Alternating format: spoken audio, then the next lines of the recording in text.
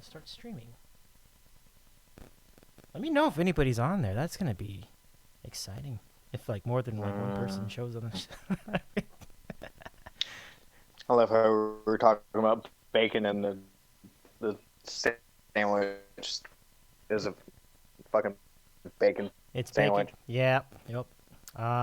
It's the stuff. This is the sandwich I made back somewhere around 2011, and it's got like jack cheese. Oh, we're on the air. Oh my goodness, look at this. We got to play some music, TinTam. Here we go. Let's see.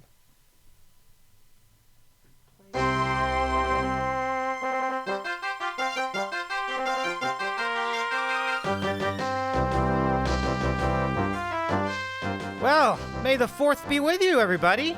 Nice to have you here on our first ever He's Eating a Sandwich show.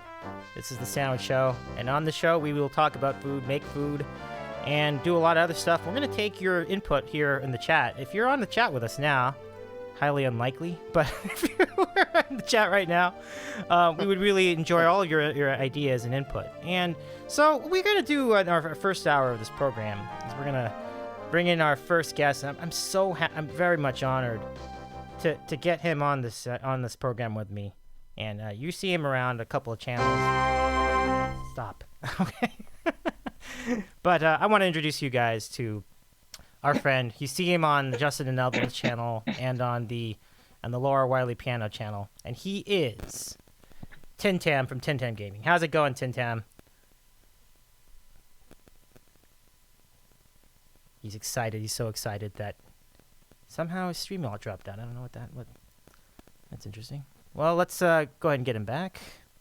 So just take a second.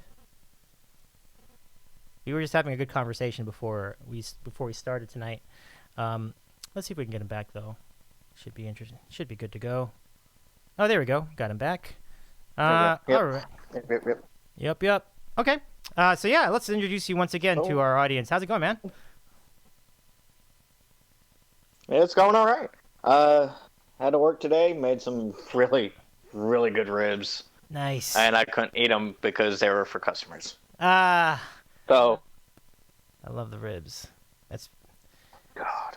What kind of ribs were they? Are they like? Are they pork? They were pork. They had a dressing of like kind of. I don't want to say drenched, but coated them with soy sauce, and one of the seasonings we get, which it's a seasoning, and they came out immaculate. Nice. Oh, I know that ribs are great over there where you live. Our friend TinTam is in Texas, and really just the home of some of the best barbecue. And here in California, where I'm broadcasting from, in Southern California, close to the Santa Monica Pier, it's something that we strive to be as good at, but obviously the bar is very high in Texas.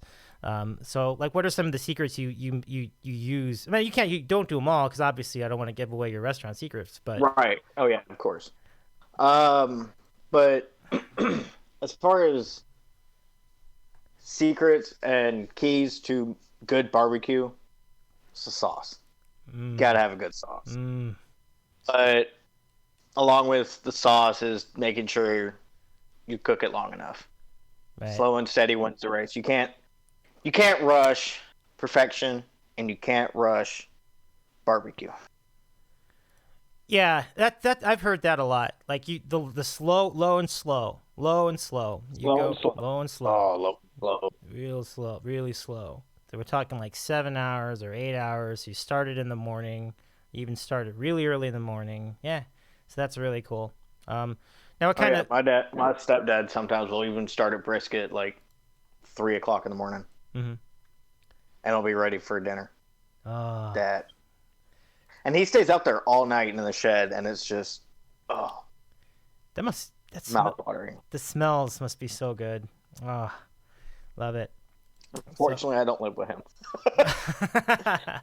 So I get mom going, and he's making brisket. I'm like, I want some so bad.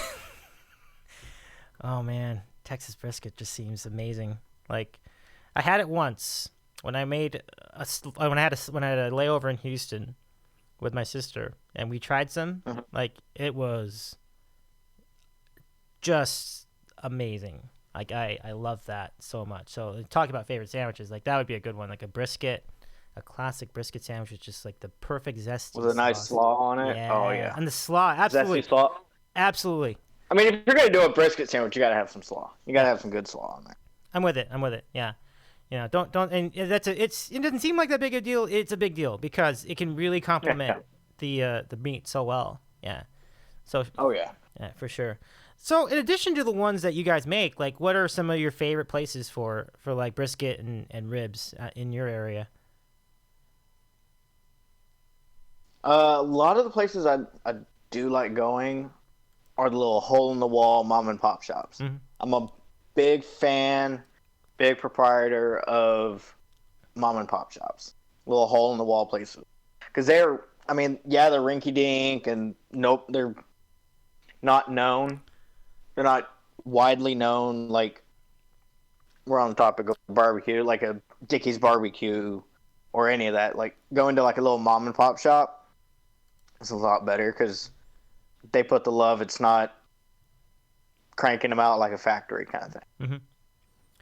Yeah, I mean that is I would certainly favor that because it's not for me. It's like cookie cutter at all. So that's really cool. Yeah, that's really nice. Do you have, like, in general, do you have a preference between the beef rib or the pork rib?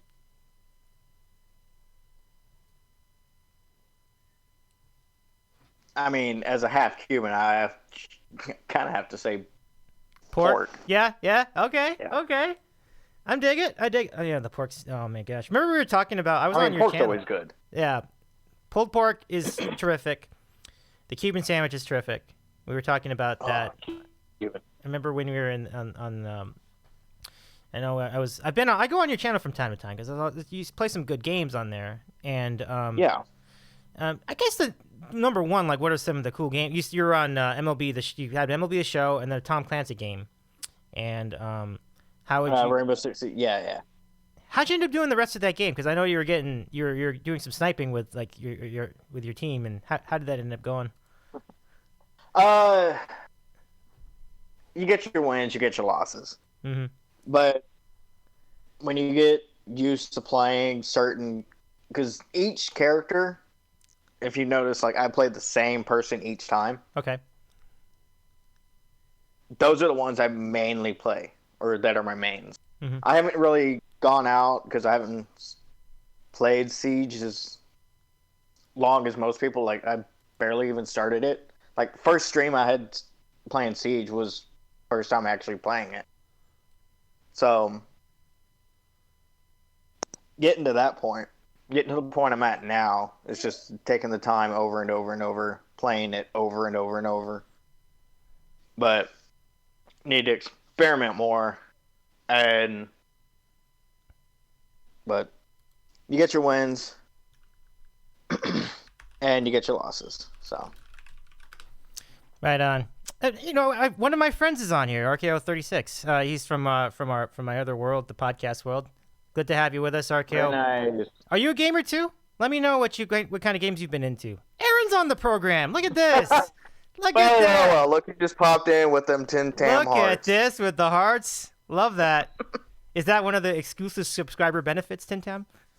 That is one of my personal emotes that a very good friend of mine actually, I commissioned him to make, and he turned out better than I could have even imagined. That's pretty sweet. That's a nice little emote there. I don't know if I'm subscribed to you, but I should fix that, certainly. But I want to know that. That's pretty good. Aaron, hope you're doing all right out there. I know that the dancing you guys do in chat is pretty fun to watch. My boo. Yeah, good times. So how did you guys get into modding, like, channels? Like, where was the story? So, how did I start? I started with one channel, Human Juke 81, that I was like, you know what? They didn't have anybody at the time, and I'm like, I can do it if you want me to. Like, I don't mind doing it. And one day he just kind of threw me the sword. I'm like, cool, I'm fucking running with this. Nice.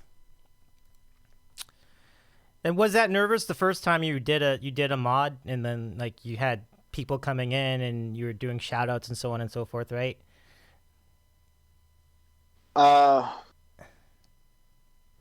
Like in my own channel, or modding people for my channel, or modding, or being I guess a mod. to start, like modding people, like when did you do first? Did you start streaming yourself first, or did you start doing modding other people's channels first? Oh, I started watching. Okay. And then started to get more into the actual community of Twitch, because when I very first came across Twitch, those that really know me, I'm a huge D&D player, and one of the shows I was watching would stream it on YouTube, and they're like, hey, so we're going to stop doing it on YouTube and go strictly to Twitch. And so then I signed up for Twitch, started watching that, and just that show every Thursday night. Nice. Okay. And then slowly started. Then I came across a band and found out that they were on Twitch, and just went down the music rabbit hole. Oh, nice. Yeah. Yeah. That happened to me too. I will tell you. I mean, I got introduced to Justin and Evelyn first, and then I don't know what I did after that. I just kind of snowballed into a whole lot of channels, and then now I follow like 50 of them. It's just so many. But when did you start doing your show? Like what was the inspiration? Why? I'm gonna get to that in just a second. Status. The band that I first came across on Twitch was a band called Halocene. Halocene. Yeah. They did a lot of covers. Like, they take rock. Their vibe is pretty close to Linkin Park, which is a near and dear band to me. And the fact that let's see if I can get it on there, but I actually do have a tattoo. Oh, sweet, dude. That's pretty sweet. And what's cool about that is I did it shortly after Chester had passed. Oh, wow, that's right. Yeah. Yeah. That was a sad day. I remember. Such a respected guy, you know? Yeah. But I still hear from Mike Shinoda. He's like producing independent artists now. It's pretty amazing. Like, he streams too.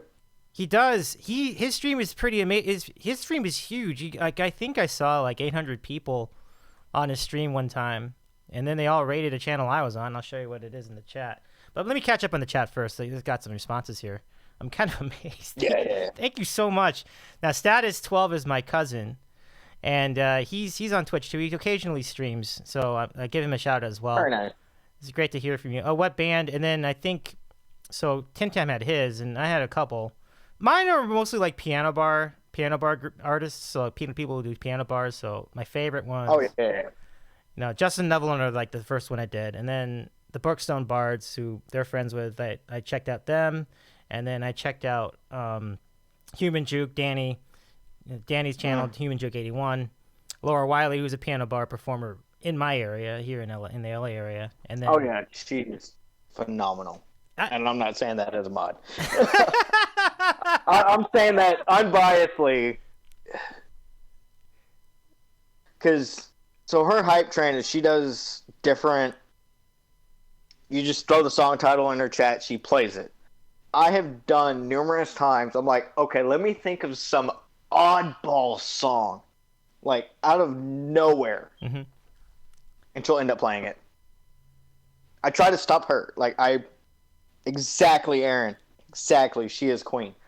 No, she is. And I tried to stop her, and I have yet to stop her. Wow. And she's been on the air for over a year now, I think. So that's remarkable. Definitely. Yeah. Yeah. I know I'm getting close to 9, and I haven't started as soon as she did. So. Yeah. Because I think she may have even been streaming before the pandemic. That's how long she's been on it. That's really interesting. Like, not too many people that I know on Twitch began their channel before the pandemic, and I think she might be one of them. So, at any rate, let's catch up on chat some more. I think so. Yeah, because there was certainly, I mean, you guys would know more than me. I've only been on here a couple months, but so Arkman says, Dave, you got to get into the homemade cheesesteak game. Get yourself a nice steak, rib. I think that would be like sliced ribeye, I believe. Slice it into thin strips. Cook it up with onions, possibly peppers, and a homemade whiz cheese sauce with it too. Evaporated milk, American cheese. Wow, this is insane. RK, I think that I've heard you message me about this before, RKO, and that's a tremendous job out of you. Can you send us a picture of that sometime? TinTam. I know. So I told Davey as we were trying to figure all this out.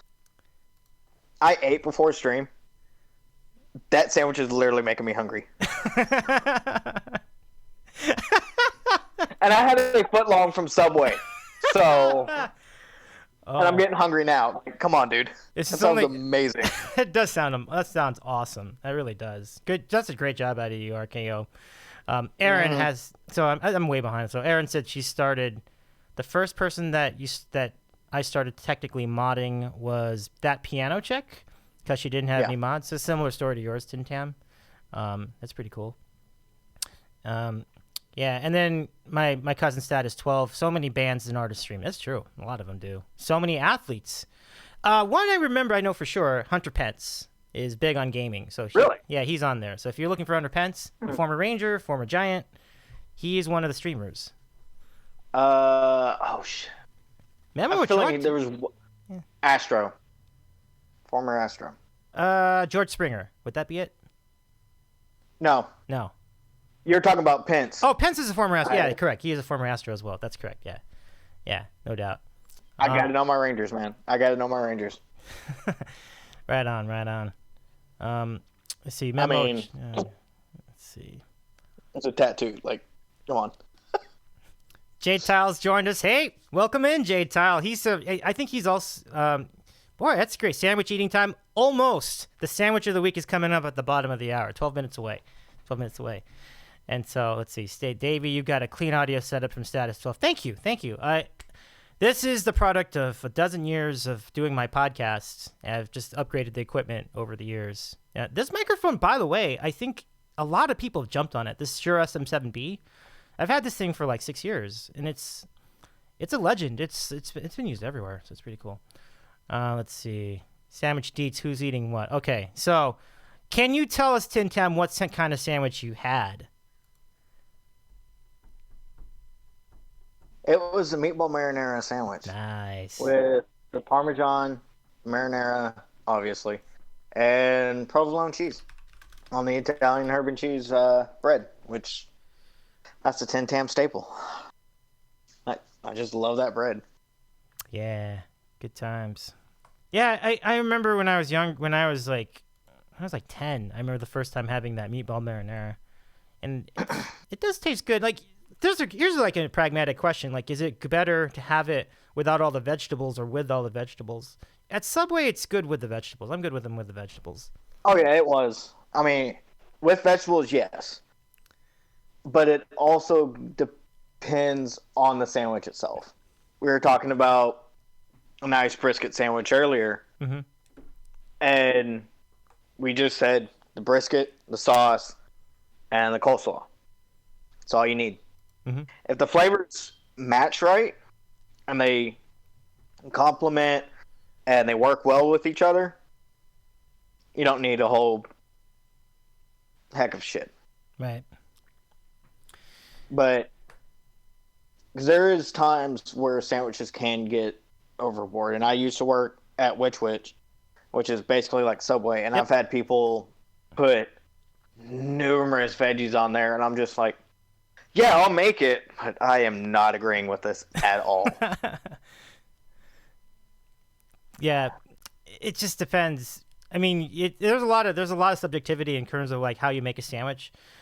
We have a lot of debates. My East Coast friends and I, I go to this message board called the MikeFrancesa.com, which focuses on New York sports. And you're wondering how the hell did I get involved in it? I don't know, but I just did. But these guys are funny, and we did get into this with like Italian heroes. Like, do you put mustard on it? Do you put mayonnaise on it? And some people say yes, and some people say no. And it's like, I don't think there's a wrong answer, but some people do. Like, they're like, it has to be the Italian dressing, and that's it. So, if there had to be a wrong answer for that, I would have to say it would be the mayo.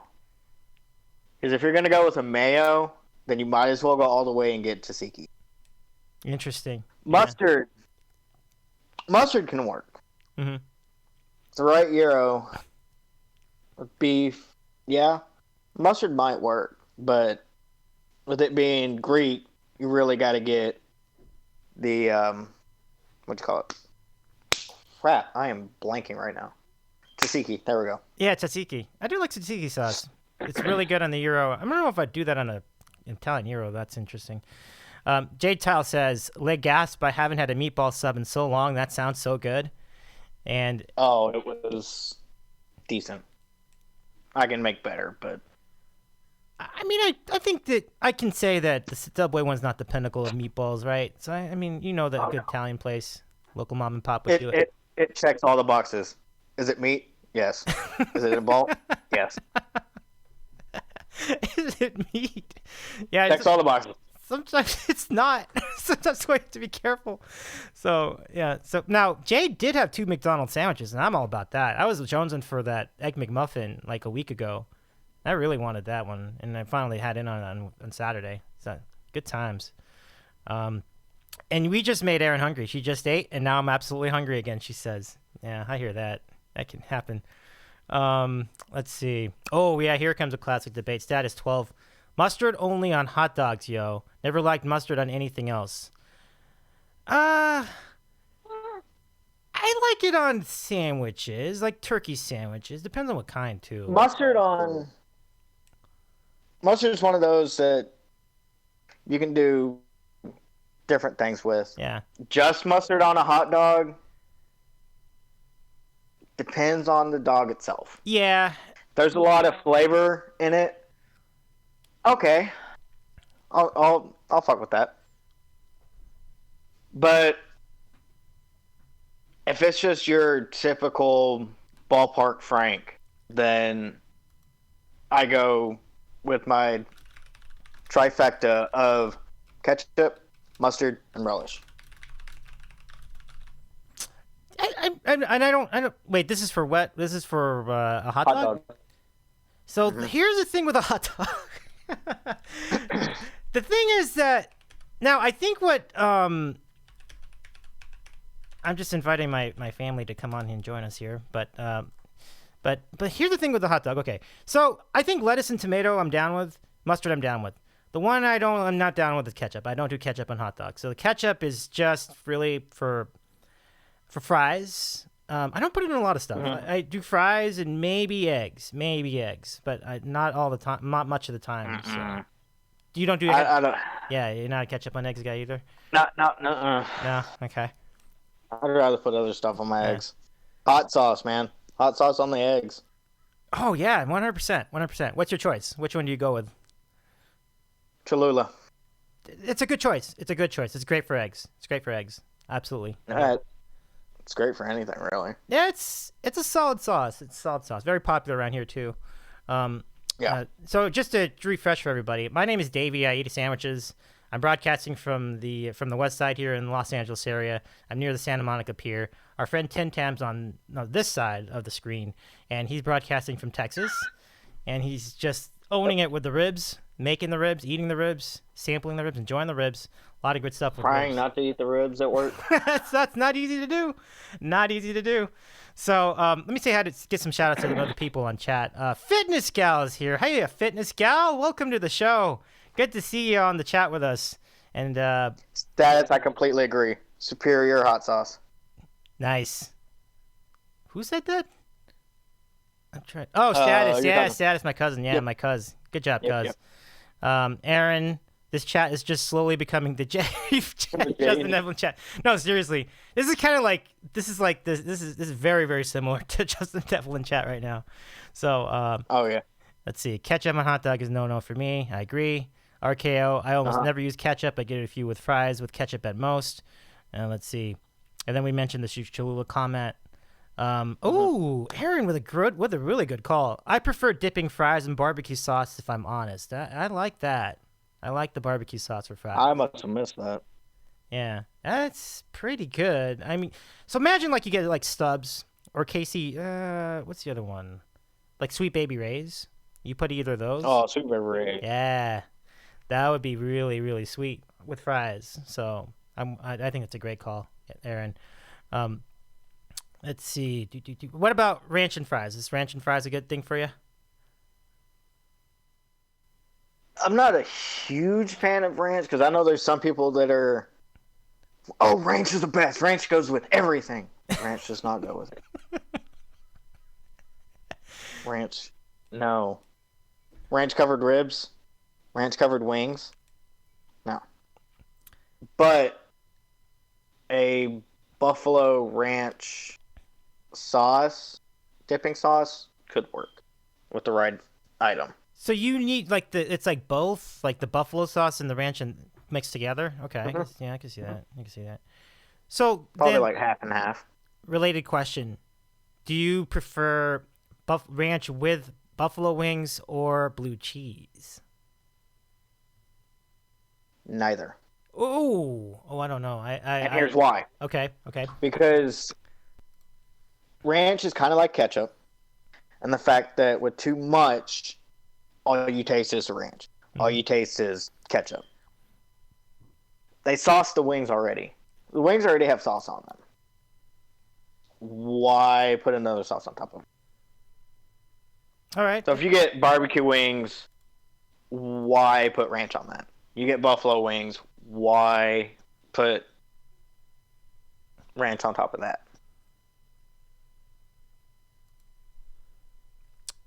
Now, I mean, I think you don't have to do like you don't have to dunk it, right? Like you don't have to drench it, but if you put a nice like half of the wing drumette, I think we're good with it. Okay, I see it.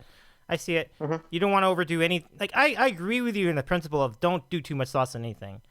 And barbecue's no different. Like you don't want it to be bathed in sauce because then you're not eating the meat anymore. You're just eating the sauce. Like you don't want to overdo it either. So it's always a really good observation. So yeah, I'm with you on that. Like too much mayonnaise isn't it just annoying when you have a hamburger and has like too much mayo in it? That's just too much. Like I don't know if I can. Oh yeah. And I feel like Burger King is notorious for that sort of thing. So that just gets. I haven't touched Burger King in years, to be honest. I gotta be honest, probably me too. I don't think I've been in a while. So, let's see. Any more comments? Okay, RKO. I added a bit of cinnamon to eggs along with salt, pepper, and red pepper flakes, onions, and pepper. Sometimes hot sauce, onions, and peppers if I'm not lazy. That's a lot to add to eggs. That's interesting. RKO, I'm going to quote one of my favorite shows. You're overhandling it there, bud. I don't know. I mean, that show being Letterkenny. I love the fuck out of Letterkenny. Right on. Not familiar with that show, but that's cool. But yeah, you're overhandling it at that point. I mean, I would have to try. I think a lot of that is good. Like I think salt and pepper and onions are cool. Hot sauce is very cool. Maybe I think the cinnamon might be the threshold that might push some folks too far. So I'd have to try it myself to see. He does say that Victoria is the best. Oh, go ahead. Pepper, red pepper. Yeah. I'm rereading it. Sorry. Yeah, no sweat. Now he was just gonna add that Victoria is the best hot sauce I've had in a bottle. Interesting. Yeah, I think that's the one in the jar, right? I don't think I've tried that one. That's interesting.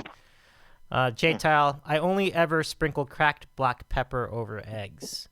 Yeah, I mean it's a good compliment. Yeah, it's a good one. No salt?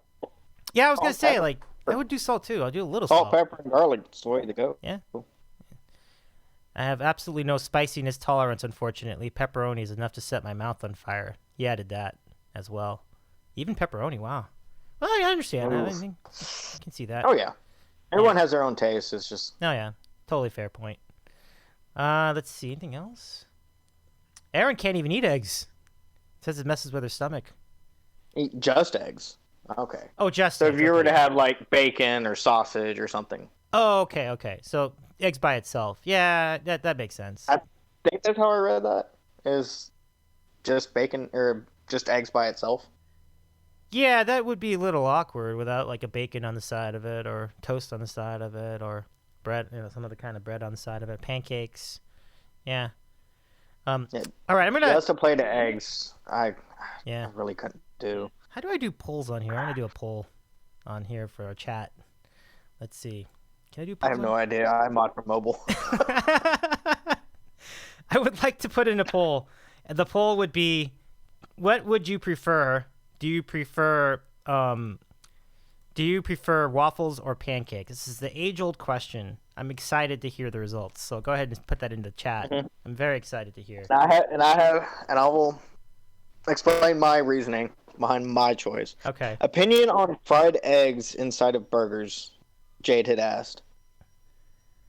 I like it. It depends on what else is in the burger, but I do like a good fried egg inside of a burger. I'm all about it. I like it too. Oh yeah. And yeah. And the doneness is fine. Like a fried egg where it's pretty much over. It's kind of like the yolk kind of goes all over the burger. I don't know. I'm good with that. That sounds pretty good. So I like it a lot. I So don't fucking want that. yeah, egg on burger is so good. Mhm. No, RKO says he's not a fan of either of them. Not a fan of the waffle or the pancake. He says, if Ooh. I had to choose when I'm going pancakes, waffles are too dry. I don't overdo syrup.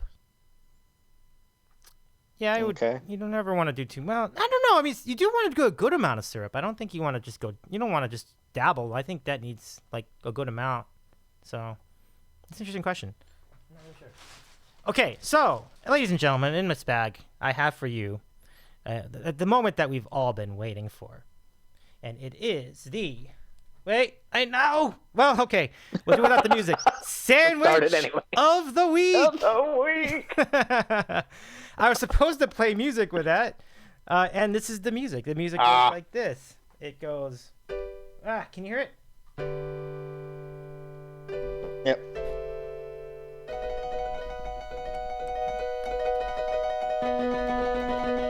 All right, the sandwich of the week, everybody. So let's pull this thing out.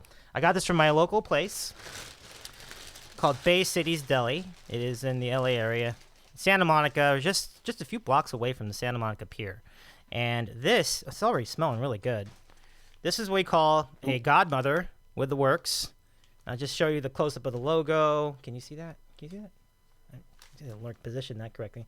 But you're not here to see the logo. You're here to see the sandwich. Let me pull this out. This tape is kind of in the way. Okay. All right, TinTam, get ready for this. So this is the godmother sandwich. And then there it is with the capicola and the salami and the pickles. And bring that up close so you can see. Get the focus on there. You see that? Okay. There you go. And now You had me at Capicola. yeah, look at that. One of my favorite sandwiches, TinTam. It's really good. It's a go-to with the spicy pepper. Definitely not drooling. Nope.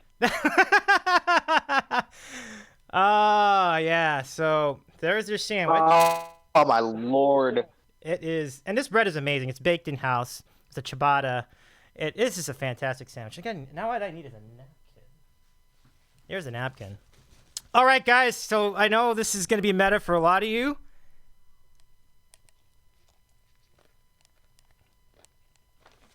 While he's doing that, Aaron, I can stand with you on that. French toast is one of the best breakfast foods. Do love me a good French toast. So I'll just have a couple bites. I don't want to take over the show with that, but Yeah. it's a terrific sandwich. If you guys ever are in the area, Bay City's Deli, just tremendous. Put that over there. But Sandwich ASMR. next time you're on, we'll do that together. Yeah, you do your sandwich of the week. Oh, yeah. Okay, pretty good. I was We very, could very definitely get it to work. yeah, for sure. I want to, one I'm looking forward to is like when you do get that brisket sandwich. Oh my god, that's appointment television for me. I'm looking forward to that one. That's gonna be so fantastic. Oh yeah. Aaron, I love the call on the French toast as well because that does something. It's like waffles can be kind of pretty good, but they can be basic, and pancakes the same. But you can't really basic a French toast. French toast is pretty phenomenal. It's very, very, very good. I was thinking like, it's rich. It's got the powdered sugar. You put some syrup on it. I mean, the texture is just delightful. So I like the call too. And the egg. I mean. Yeah. The egg on the inside. Fluffy with a good crisp on the outside and some good times. I think Fitness Gal's in lurk mode, but when she comes back, I'll be eager to hear where she stands on that topic. The pancake, French toast, waffle debate. Let me see. Anyone else have? That's an opinion I want to hear. Yeah, that'll be interesting. But yeah, it looks like a lot of people are going with the French toast. I think Aaron has entered the ring with a really good contender. I think that's going to end up winning. Yeah, she did. Yeah, that's a good call. Good call. Well, first of all, I want to thank all you guys for coming on the chat with us. This is really great. I'm really happy to have you here on my first ever attempt at doing anything on Twitch. So this is super cool. And we're just getting started. So TinTam's with us for our first hour. And we'll keep doing what we're doing right now, talking about food and other things, talking about his scenario with gaming and Twitch, and my scenario doing this, and then what our favorite channels. Some cat chaos for Aaron. Thank you so much for joining the show, Aaron. We really appreciate you being on here, and yeah, we'll be back here every Tuesday night, same time. So we were happy to accommodate. Chocolate macadamia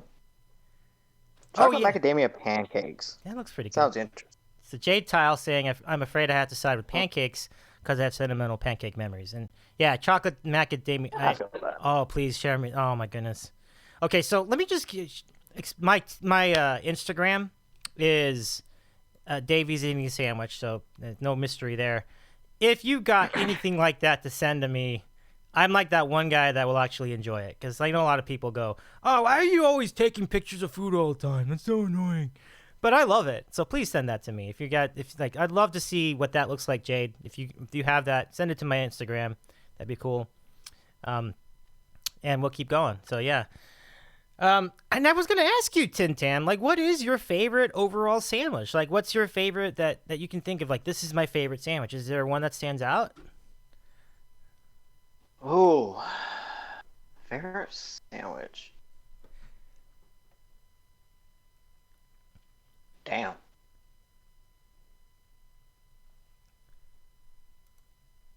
Cuban's actually really good. Mm-hmm. Do like a Cuban. I mean, if you want to consider a burger technically a sandwich, then hands down burger. Okay, so good burger is your favorite. It's valid. I'll take it. I'll take that. Yeah, that's totally valid. Because we've discussed extensively on the Justin and Evelyn chat that the burger qualifies, and I'm with it. Yeah, that's cool. Yeah. Now I know that when it comes to burgers, you're not going for those thin ones. You want the thick ones with like the red center. Or the pink center, right? I do like me my hot pink centers. But when it comes to burgers and cooking the meat, I will say salt, pepper, maybe garlic. That's all you really need. Good choice of meat, salt, pepper. That's it. Don't want to overhandle it. I could not agree more on that. That's all I ever do with a burger patty. And I had a little argument with my mom one time when she was putting garlic in the seasoning. I'm like, Mom, you don't need to do that. I just put the salt and pepper is good. And I was, no, the garlic's gonna be good. And listen, it came out great. It did not take too much away from the burger. But for me, I'm with you.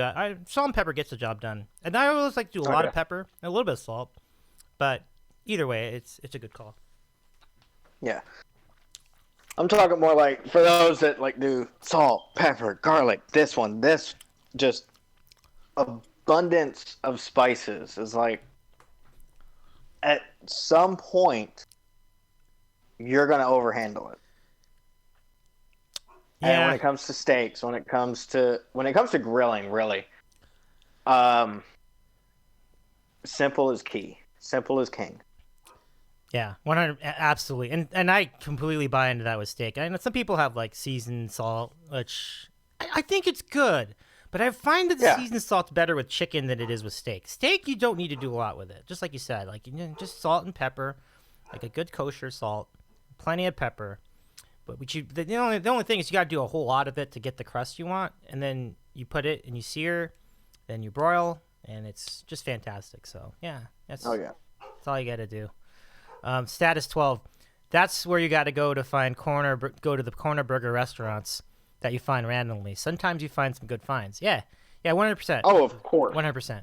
I've had great discoveries doing that. Absolutely. And now one thing I really enjoyed, one time I was just randomly found a place called George's Burgers, but their best thing is the breakfast burritos. That breakfast burritos, phenomenal. So good. The eggs and the ham, and you got the bacon. It's going down pretty good. So that's when you know you found somewhere good, though. I will say that. It was like, yeah, we went to this burger place for a breakfast burrito. That's one of those off the wall menu items that, like, that shouldn't be there if you're a burger place. But they did an amazing job, and it was fucking phenomenal. Yep. It's happened a lot. I'll give you another one in just a moment. Status 12, thank you so much for joining the program. It's really cool to catch up with you. Have a good time. Enjoy. Hope the nursing class goes well as well. Peace out to you as well, buddy. That's have a good one, man. Take care. Nice of you to join us. And Jade's still with us.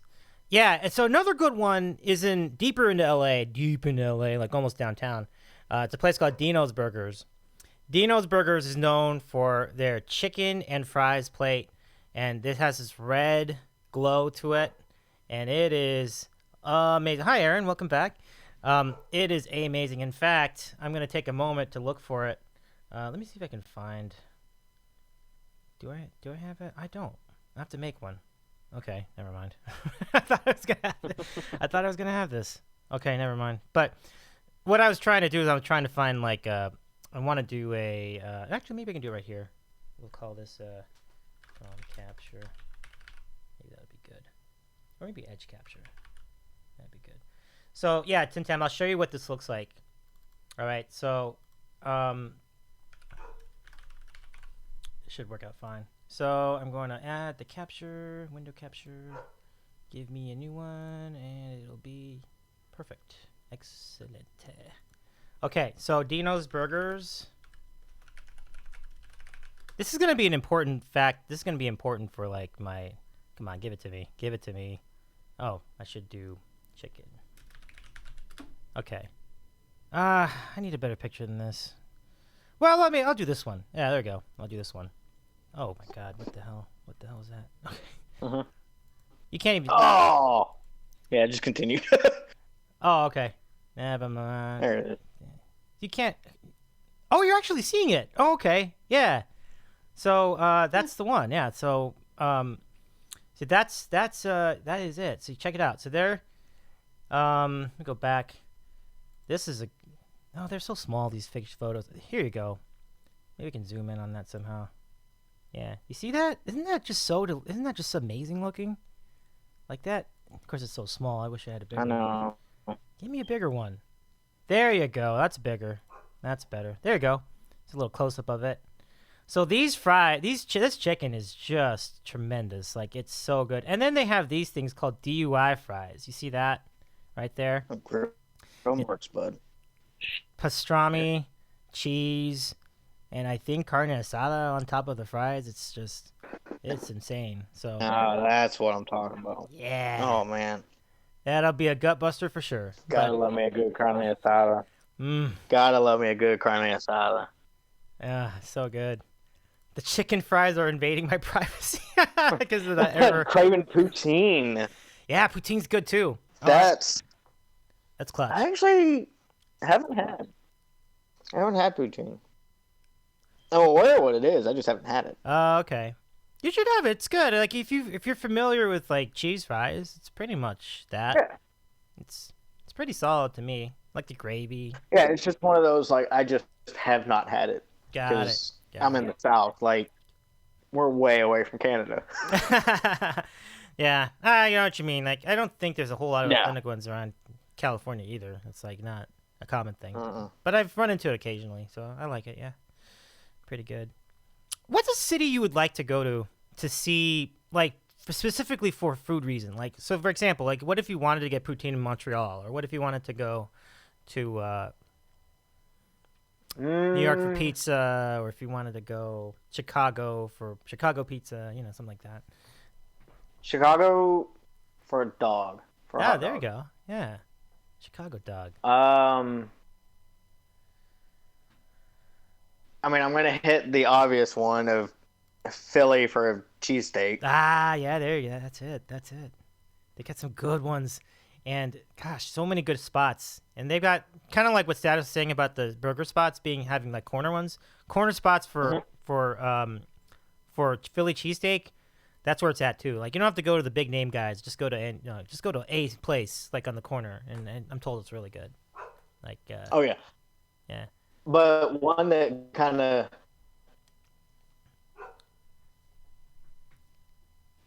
now that's it. That's it. Home is going to a good going to Florida for some damn good Cuban food. Oh man. Specifically Miami for some damn good Cuban. Oh, dude. I've not tried that. No, the closest I've come was like Orlando. In the Orlando area, I had a Cuban sandwich, which I loved. It was really good. But to be in Miami to do it, oh my goodness, that one day, TinTam, I want to try that too. That's pretty sweet. Yeah.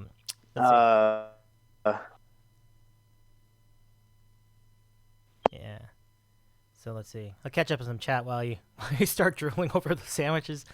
Let's see. Yeah. Yeah, so Jade says poutine is so freaking good. Would recommend it if you ever get the chance. Absolutely. Yeah, same for me. I completely would love to try the authentic article. Aaron says New York pizza is superior to all other pizzas. Testify. I completely agree. I've been in New York. I've had the pizza. Nobody's beating it. In this country, no. Maybe we would have. I've done half of that. What's that? I've been in New York. I said I've done half of that. I've been in New York. I have not had the pizza. Wow! How long were you there to not have any pizza? A little while. Okay. But I was on the border, I want to say, this was so long ago. Like, I was a kid. I was on a movie shoot. And It's mind-blowing to me. Like, it's like the first thing you do when I get off the plane. I was looking for pizza. I was doing, but I hear it. I mean, that's okay. That's fine. I mean, but like, we drove up, but we were like towards the border of New York and New Jersey. Okay. But New Jersey has great pizza too, though. That's what's so funny about that. It's like their pizza is phenomenal as well. Well, I was like a little kid. Like, I'm in my 30s now. I was maybe 10. Okay. I understand. So that's like I was a real little. Yeah. Okay. So that's fair. I mean, when you're 10, you're not necessarily you're not always going to be in the same mood for things. So, like, to give you an idea, like, I didn't even start trying sushi until I was 20. And then I was hooked. I love sushi now. But I never even touched it before then. So it just gives you a feel. Mm-hmm. Yeah. Never had sushi. Oh, you've never had...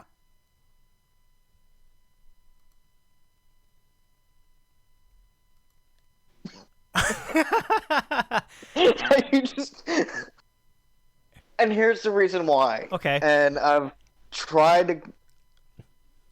I just can't get my mind off of the fact that it is raw or uncooked fish. Okay. It's... Like, But I understand. Like, I get it. Like, mentally, I get it to where it's cured, it's safe to eat, but my brain still goes, yeah, it's safe to eat, but it's still raw fish. Yeah, but here's the way I look. See that I understand. I can see the logic of that. Can't get into it. I can see the logic of that. But the way I see that, think of sushi as like what you would do with meats at a deli. And you know how like you would brine them and then you would cure them so that they were preserved. So that's kind of what you're doing with a fish. It's like deli fish. That's the way I interpret it. So, back in the day before they had refrigerators, people would do that. They would like take pastrami or take meat or brisket, and then they would put it into like a salt brine, and then they would cure it up, and then it would preserve for a few days or weeks or whatever you have you. So Uh-huh. I don't know if that'll win you over, but I thought maybe that would help conceptualize what it is. No. I think I got you stoned. I think I got you frozen too. Okay. No, that's all right. No, that's all right. Let me get you some more chat. Yeah. While you mull that over. Let's see. This is making me hungry. Fitness Gal. Oh, Fitness Gal's back. Yeah, Fitness Gal. So, my question to you is, where do you stand on the debate between pancakes, waffles, and French toast? Goes by. Might. She's excited for the question. Oh wow. We'll see what she says. Thanks for the reminder, Aaron. I appreciate that.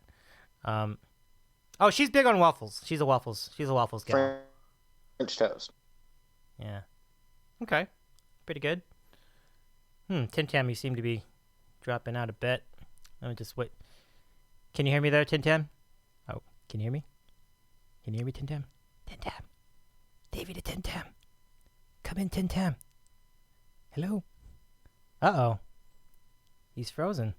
He's deep in thought, guys. He can't believe it. This is TinTam to Davey. Come in. Copy that, TinTam. Copy that, TinTam. Roger, Dodger. State your position, TinTam. Rubber duck, TinTam. Rubber duck. Fucking frozen. There we go. Yeah, I wasn't sure. So for me, it's a tie between waffles and French toast. French toast, obviously, you can never go wrong. But here's the thing: waffles have syrup pocket. Mm-hmm. And butter pocket. Yep. Sold. Nice. That's it. Nice. Yeah, that's that. See, they're not only tasty, but they're functional. See, that's gorgeous. I love that too. Yeah. That's pretty good. Jade Tile. Fitness Gal's controversial waffle opinion broke TinTam. See, but here's the thing. I agreed with her controversial waffle opinion. Yeah, I think it's before we figured out you agreed with her. Yeah. So Aaron's rankings are one French. But I'm with Aaron's. I'm with Aaron on that. I'm with Aaron. French toast is good. I love French toast. If I had to actually sit there and actually make a list, I would have to say French toast over waffle. Okay. Yeah, I mean, there's a lot going on in French toast, and waffles, as we talked about, are very versatile. And it does seem like Pancakes is losing out in our collective poll here. It seems to be a third on a lot of our people's lists.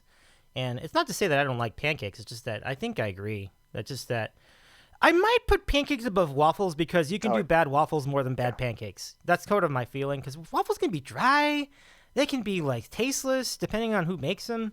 So that's the one thing I always watch for. But good waffles, the best waffles, will always beat the best pancakes to me. Definitely.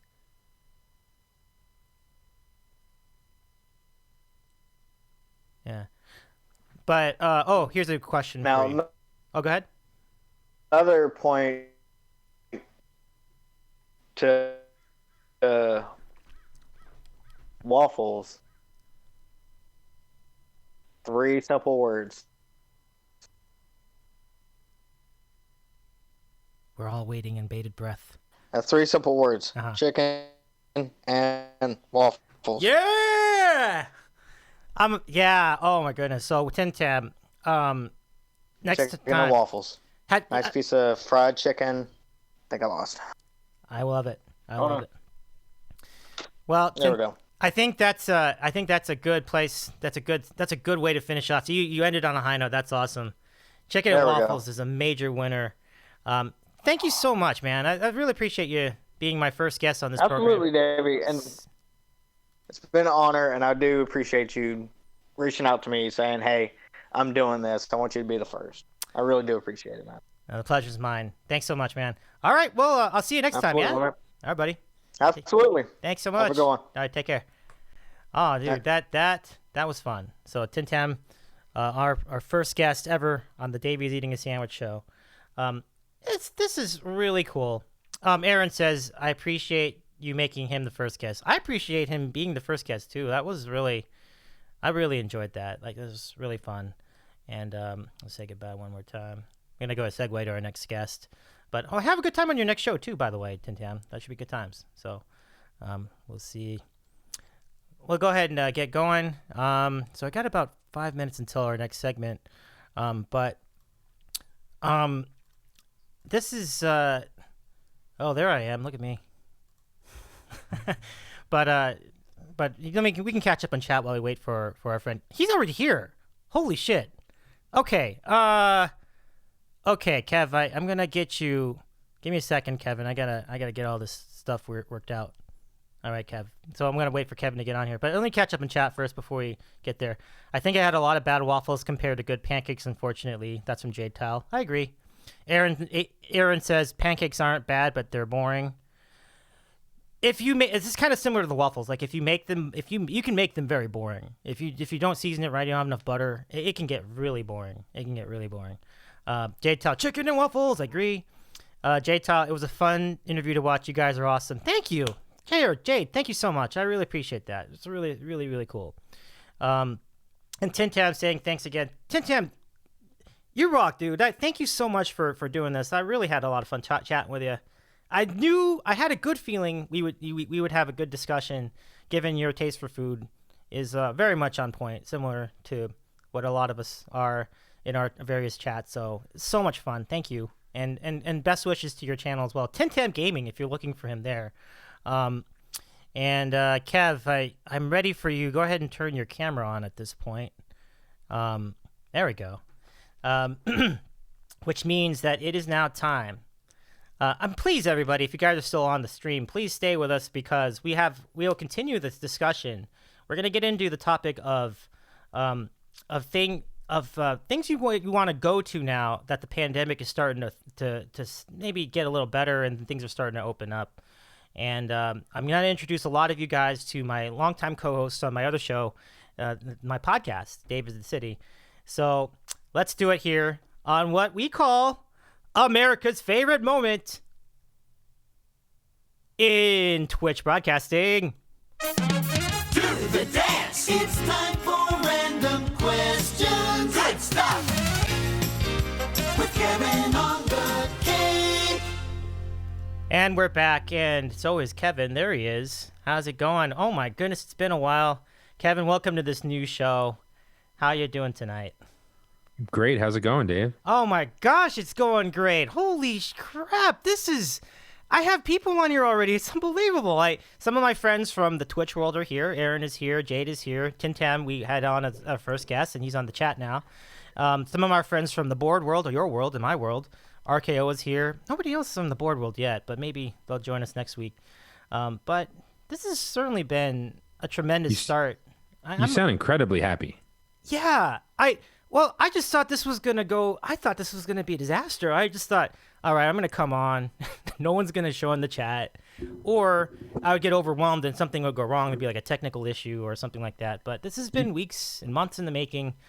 I'm happy. I'm happy you're here. I wasn't sure. I wasn't 100% sure if you could make it. I hadn't heard from you in a while. But thanks, man. I appreciate you. There's a little like echoey thing sounding. Do you hear that or no? I don't know. I don't know if that's me or what. Maybe I'm coming in too loud. Is that better? Is that okay? Yes. Say more things. Hello? Hello? Yeah, it's still a little bit like not reverby, but it's maybe if no one else heard it in the first hour, then maybe it's just me. Okay. I mean, I am trying out some new stuff. There is like I think since I got the new computer, there is like a hum. There is a ground loop hum. I've tried to minimize it as best I can. That might be what I'm hearing. Yeah, it's really subtle. It's really subtle. But I'm not sure why you would hear that though. That seems like more something like I would hear. But I guess our ears are so good that we can pick up on dog noises. But because I'm surprised, I think you're the first person to bring that up to me so far. But I've heard that the whole time too, so that's fine. It could just be with like your co-hosts or something, not the actual people who are listening. That's probably what's happening. If no one said. So you have dog hearing now? You can hear like dogs now? Is that it? I did hear some dog barking. Do you have a dog? Did you get a dog? I don't. But good on you, I guess. So Kev, I'm gonna give you a shout out in the chat. I don't think if you go to twitch.tv/Davey's Eating a Sandwich, you'll see what this is all about. Okay, because I tried to to support the and the people who know me on here know that I have little to no clue about computers. So I was trying to find you, but the people who don't. So what's the address again? It's twitch.tv. Got it. /Davey DAVY is eating a sandwich, all one word. And see what that looks like. So you'll see you and me together on the screen, and you'll see a bunch of people chatting. It says, and sorry, oh, that's why. While you do that, I'm going to share who Junkie is with the rest of you here on the... Whoa, you're intended... Sorry, go ahead. I see it. I got it. Go ahead. Yeah. No, I have to put a mature audiences thing on there because we're going to cuss on the show. That's a necessary thing to do. So that's bullshit. And that's why the tag is on there. But here's our friend, the Junk Man. So that's just there for you guys on chat. He's Kevin Gorey. He's known as Junkie to all of us from the MikeFrancesa.com. He's been on my podcast for a long time and storied career in sports journalism and seafood. And we are also doing random questions on our long-time running podcast, Dave in the City Out West. And I have a link for all of you guys who are not familiar with that podcast to check it out, and just some past episodes from the last year or so. Oh no, my baby ears. Oh no, is it because of the hum noise? Check this out. Leo's here, the genetic freak who's known as Leo Leo DiCaprio as Sinatra on the MikeProcessor.com. So the genetic freak, part of the Brotherhood of Iron, and he asks, does TinTam know mass transit? Good question. Say hello to Leo, Kevin. Leo, I'm hearing echoes and stuff. I'm sorry. I'm just all over the place. I'm hearing like us somewhere else. Maybe it's because I have hold on. Maybe it's because you've got the stream on and you have me on at the same time. So like if you put Twitch on. I fixed it. Sorry, folks. Okay. Dave has carried me along the last 11 years, technologically speaking. So there'll always be some glitches, and they'll always be on my part. So just so you're aware. But it's great to be here. It's great to hear that Leo's here and all of your other friends that I haven't even met yet. I'm excited. So I got the kid. I mean, holy cow. Took me forever. I didn't think I was going to make it. But I got the kid to sleep about 15 minutes before the show. So we're good. That's impressive. Good job out of you there with getting the kid. That's hard. That's not easy. No more naps during the middle of the day. Just wrecked everything. Oh, yeah. Is that the deal? So what's going on? How was your first hour? First hour is terrific. Now, our friend TinTam Gaming is on the chat, and he was our guest in hour number 1. He's nice. He's a gamer. He streams his games on Twitch via the PS4 that he plays with, and he's had some good games. He had MLB The Show 21 yesterday, and the Tom Clancy game that I keep forgetting the name of. That's also pretty good. So he's been streaming that. He's done a bunch of games. So if you're looking for some games to play, you need an idea how it looks, go over to TinTam Gaming. He'll show you. He'll chat with you too. Very fun atmosphere, and send him some love. I'll give him a shout out too. Tom Clancy has a video game? No, because like there's been a bunch of Tom Clancy movies and TV shows now, and so they made a video game based on like one of those. So that's like the idea there. That's pretty cool. It's kind of like probably a person who's never played a video game has his own video game. If you think about Tom Clancy, kind of like when Jose Canseco wrote a book. They're like the guy's written more books than he's actually read. Similar. Yeah, Jose Canseco baseball. Yeah, that's sort of idea. It's like a brand, like Madden. Like Madden has games, and so Tom Clancy now has games. So it's pretty funny. The Genetic Freak, Dave, did you hire someone to produce that sandwich graphic? I like it. I did actually. Yeah, I went to the site and I think I got that idea from you, Kevin. I went to a logo site. I'm like, let me see if I can find a good sandwich logo. Go to Fiverr. It was not Fiverr. No, it's a place called Brand Crowd, and I found the sandwich logo, and I like it a lot. I'll stay with it. It's pretty cool. So I just use it for this program. Rainbow Six Siege is the name of the game. Thanks, TinTam. Appreciate you. Pretty cool. So this is the point. The reason why we call the segment Random Questions is because now you guys in chat have the opportunity to ask either Kevin or me any question you want. It doesn't have to be about food, but food would be a good topic, I think, in this particular show. But it can be about anything. It can be about life. It can be about sports. It can be about music. We discussed with TinTam how much we enjoy music. Piano bar. Oops, wrong slide. See, I sometimes I struggle with technology too. So there I am. But it can be about concerts. But one of the things we definitely were interested in hearing from you guys is, so this is our question to you guys in chat.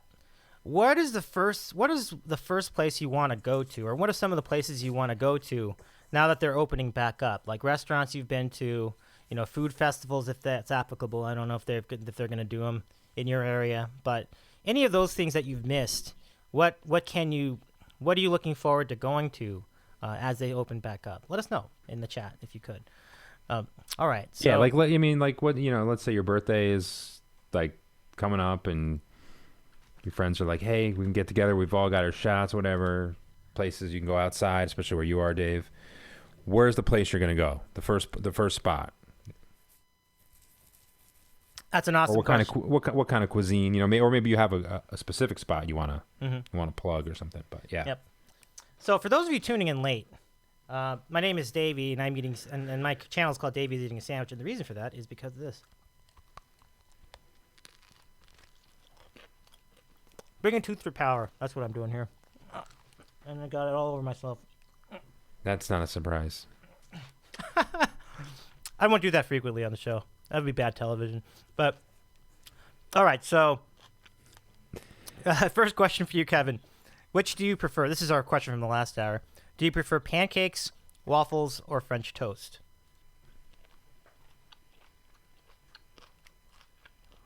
I would prefer... I'm a pretty plain guy when it comes to the morning. My favorite is pancakes. We don't make... Well, we do actually make them a lot. We make pancakes and waffles often in the house. But I'm pretty plain. My wife and son, they want the blueberries or banana pancakes and all that kind of stuff. But I'm pretty much straightforward. But I love pancakes. I don't know how that got kind of allowed to be a breakfast thing. It's just a big cake. But hey, it's a loophole that I'm going to run with every once in a while. Okay.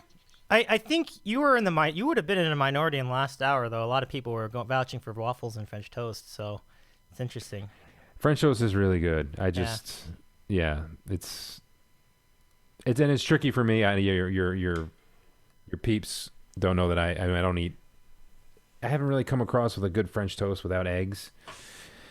So that's probably a thing. But French toast is amazing. Right. It definitely is. I think it's been a little bit since I've had French toast, but I really like it. Like, it's really cool. I mean, I don't even need that much syrup on it because I love the sugar. The powdered sugar is really great. It really makes it for me. Let's see. More questions. Okay. So in answer to your question from Erin, she says Romano's Macaroni Grill. And you know what, honestly, I'm good with that. It's the little things. And Romano's, I like Romano's, and I think it's a pretty good spot. I think they closed the one where I live, so that's too bad. Wait a minute. So No, they're not grilling macaroni, right? No. It's just like they make macaroni, but they also grill stuff. So like they grill like chicken dishes, and it's an Italian restaurant. It's really good. It's really good. Okay. Yeah. I don't think I've ever heard of it. It's a chain. It's kind of like Maggiano's Little Italy. It's a little bit. It's like a better Olive Garden. It's kind of like how I would describe it. Oh no. What? A better olive. I mean, okay.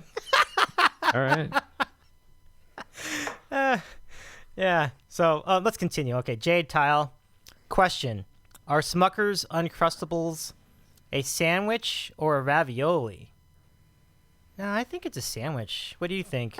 Because this is a new thing. This is a new trend. Like one of my coworkers was telling us about uncrusted, like non-crust sandwiches, and I think it's a very provocative topic.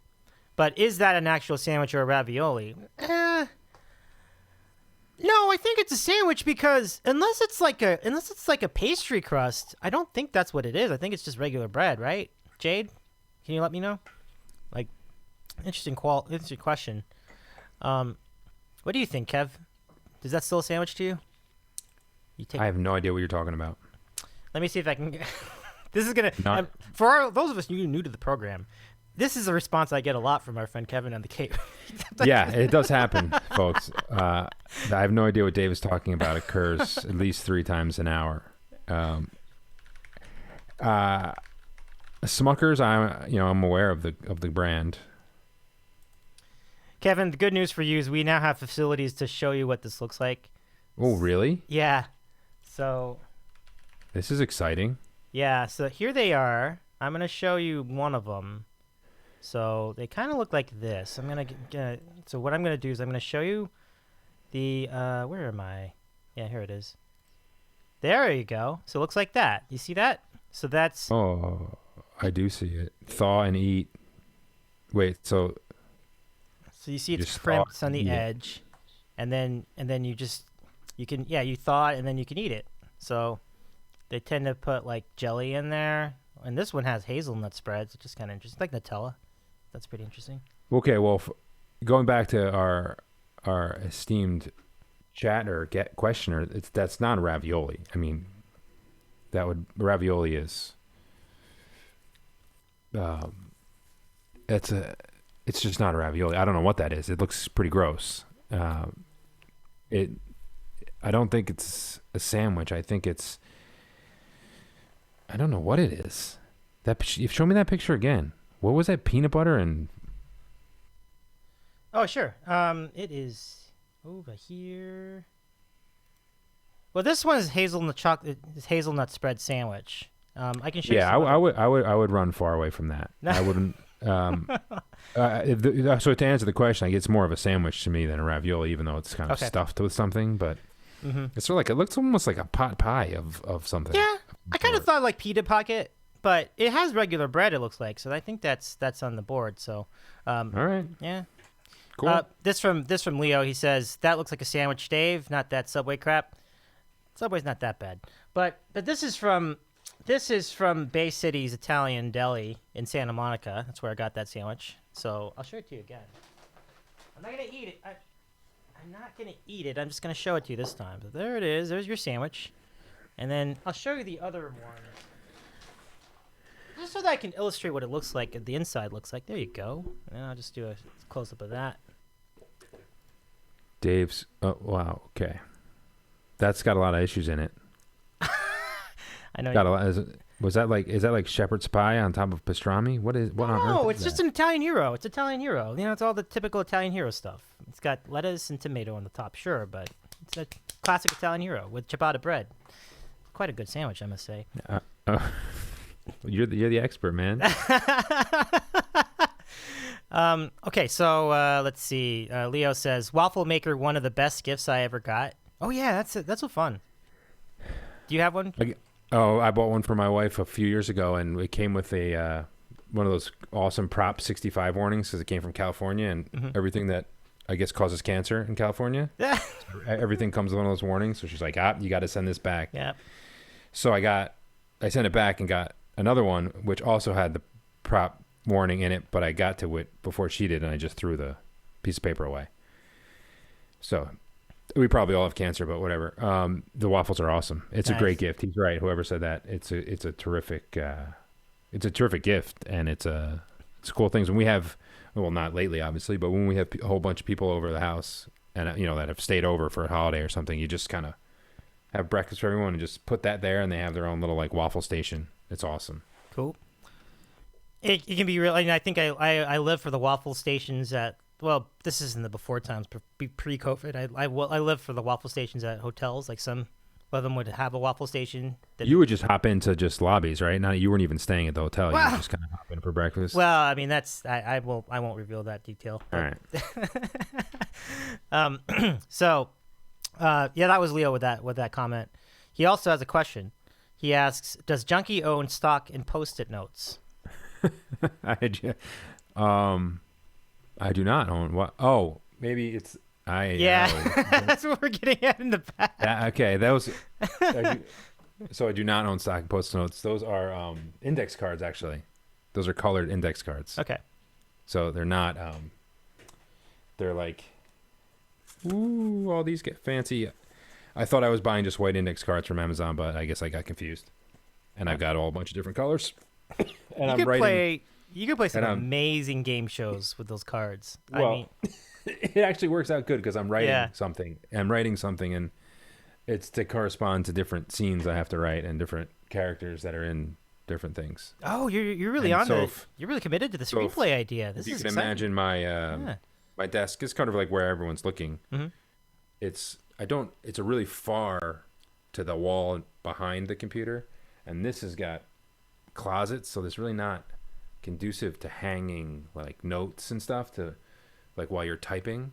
So it's easier just to go like this and then type, or like where I'm at. Okay, I got to do this today. Mm-hmm. This is a long room. So that's my long, boring answer of I don't have stock and Post-it notes, but those are index cards for something I'm writing. To be continued. Yeah, we look forward to. I mean, I look forward to hearing what that's all about. Let's see. Any more questions? Oh, this is a good one. This is from Aaron. Kevin's voice vaguely reminds me of Joel McHale's voice. That's a great compliment. Thanks, Aaron. I'll take any compliments I can get, but I don't know who that guy is either. So Aaron has now joined the crew of things that I don't know. Yeah. I know. I don't want to make it seem like I don't know anything, but so far it seems like that. So Junkman is a wise man. Not a good start for with your new friends. Doesn't necessarily illustrate that here in this segment, but believe me, guys, he's a man wiser than his years. We're just getting warmed up, so. Oh, no doubt about it. And I have this for Aaron and Fitness Gal who are going crazy. They said they have a hazelnut spread one. They do. There it is. There it is. The hazelnut spread uncrustable. So do enjoy. All right. So next question from Leo. Filtering in the question. What is Junkie's favorite vegan sandwich? Junkie's okay, vegan well, sandwich. I mean, it's really, there's just vegetables on bread, right? So, or with some hummus or something, but it's really the ingredients, and the bread, as Dave knows, as we all know, it makes a sandwich. I stumbled on. Here's where I would go if I don't know. Maybe no one answered our question about that, but there's this place called the Sandwichery. I believe that's just how you pronounce it. It's very simple. It's like in this alley in South Beach, which we were in the week before the pandemic, so last February. And they just have this like roasted vegetables, pickles. The bread is amazing. It's this kind of looks like kind of a hole in the wall. People are screaming and everyone's having a good time. We saw the guy from Diners, Drive-Ins, and Dives there. Guy Fieri. Yeah, that guy with the funny with the white hair and yeah. It was a cool. Where I was in there doing work for my wife's company at some event, some festival, food and wine festival in South Beach or something. But this place was amazing. The sandwich I would go back for right now. So my favorite vegan sandwich is probably that. It's just really the really good fresh vegetables, and if you want to get a little California, I'll never turn away avocado on anything. So yeah. With vegans, it's sandwich wise, I don't know, you can't get too wild, what are you going to do? Right. I don't like tofu and that kind of stuff on sandwiches. I like tofu, but not for a sandwich thing. But just get good ingredients, man, and get fresh baked bread. We have a bakery down the street here. It's amazing. So yeah, it seems like it improves your scenario improves when you have like good vegetables in it, right? Like more vegetables improves the situation to me with that kind of yeah, stuff. I'm not talking about like the Subway kind of vegetables that are fresh stuff would be the best. Eat not so fresh. Yep. But yeah. Yeah. All right. So let's continue. Let's see. We have some more input here. I'm really, really, really thrilled that you guys are all responding to this program. I want to thank you for participating tonight, all you guys. It's really cool.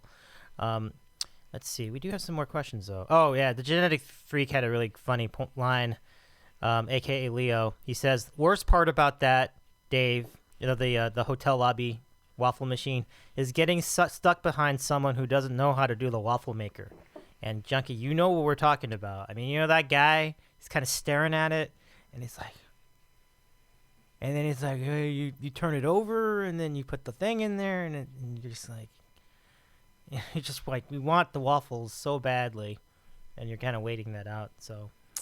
I mean, do you want to hit him over the head? Do you want to like pour your hot coffee on him? This person you're describing, because I understand maybe you're hungover, maybe you got kids, maybe you're tired. You just want the waffle, and you want to put all that stuff on it. And this guy can't. I mean, especially those hotel machines, they are really idiot proof. I mean, you hit the button, you pour the thing, and you hit the button. You turn it over. I mean, what is there to know? What is there to understand? Maybe, especially where you are, there's a lot of tourists. Maybe they're from different places. They don't have waffles like that at home. But just watch the person in front of you do it, right? Yeah, just feel it. Yeah, exactly. Just wait a second and watch someone else do it, and then you get the feel. The only thing I would say that can be tricky is that when the waffle maker is closed, you don't know which way it opens. Like, because it looks the same when you turn it over. Yeah, but that's like a 3-second problem. Correct. So you try it one way and then you try it the other way. Once you actually touch it, the problem is resolved. So that's true. All right. So let's see. Thoughts? Oh, okay. So this from RKO. Well, Aaron says colors are better. I think that's in terms of you're talking about your cards. And they are cool. You have very cool. Yeah. Aaron also says people do that all the time as far as, I think, what is this talking about? Probably about, I think I see that one, about people sneaking in to get breakfast. Oh, yeah. I was kidding. Dave doesn't really do that. Dave's an honest guy. I would be the one more likely to do that. Well, it's interesting because it really is, I mean, at least in the before times, it was really wide open. Like, you could just walk right in and just take a waffle.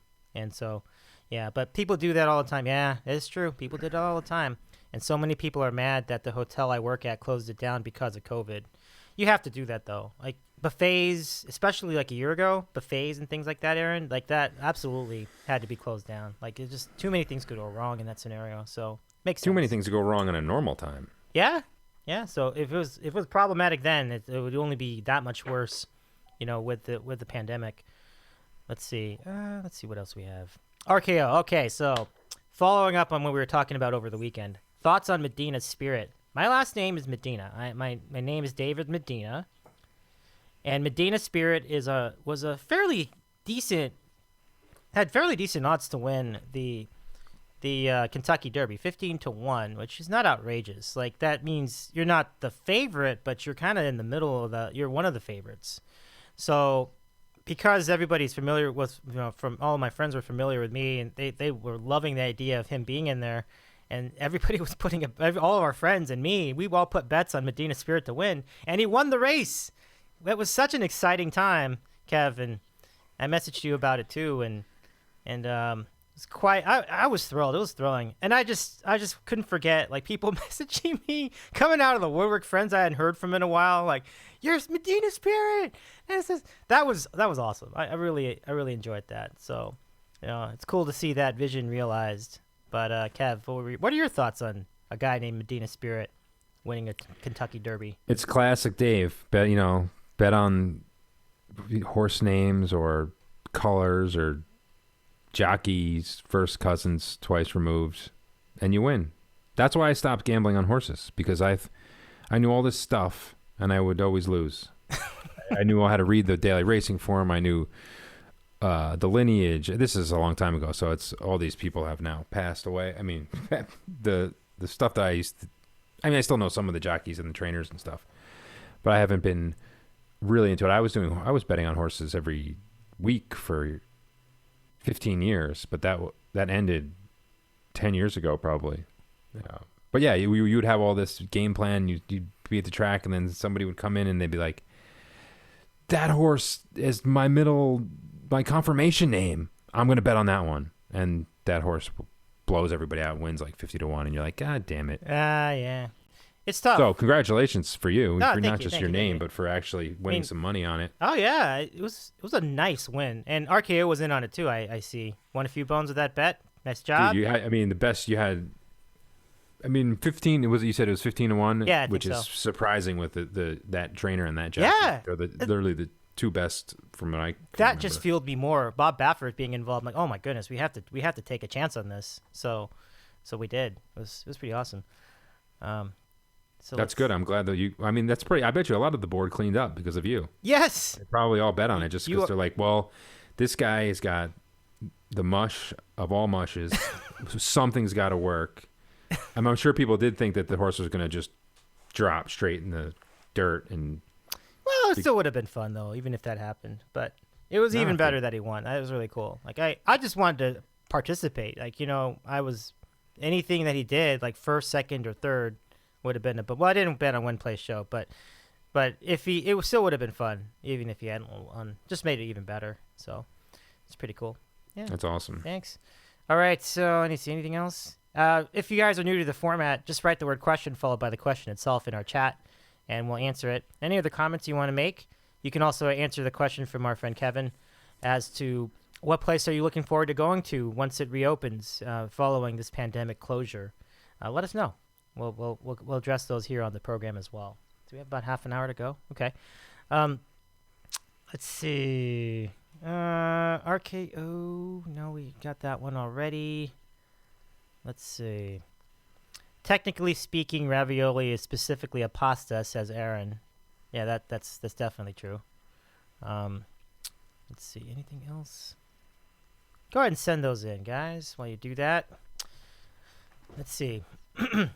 We're off to a good start, though. It's our first ever show. We already have like half a dozen people on our chat. I'm rather amazed. I'm really happy. So it's pretty good. So now you do the YouTube one on a different day, or they all come together? Correct. So the YouTube show is Wednesdays, and that's at 9:30, and this show is Tuesdays at 8.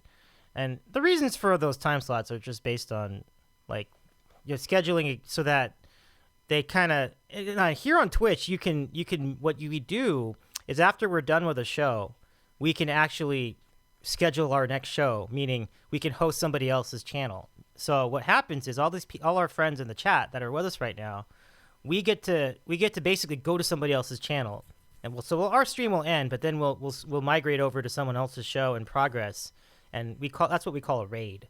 So we all raid the other person's channel. Whoa. You guys are up to some shady shit. But no, it's all in good fun. So the idea is that you get introduced to a new host. If you haven't subscribed to or followed this person before, I will encourage everybody in our chat to do so. Typically, it's going to be a channel that I really like, so I will go look for that as we get close to the end of the program. And then it's just one more thing you can do on Twitch. You can check out this channel too, and it should be a fun time. So, that is cool. Yeah, it's a really good way to support people on Twitch too. So it's like when people are done with their show, and rather than just turning it off, they can just like, well, now I'm going to recommend this other channel I like, so I'm going to send you all there, and you can check it out, and it's really cool. The ultimate word of mouth, man. Yeah.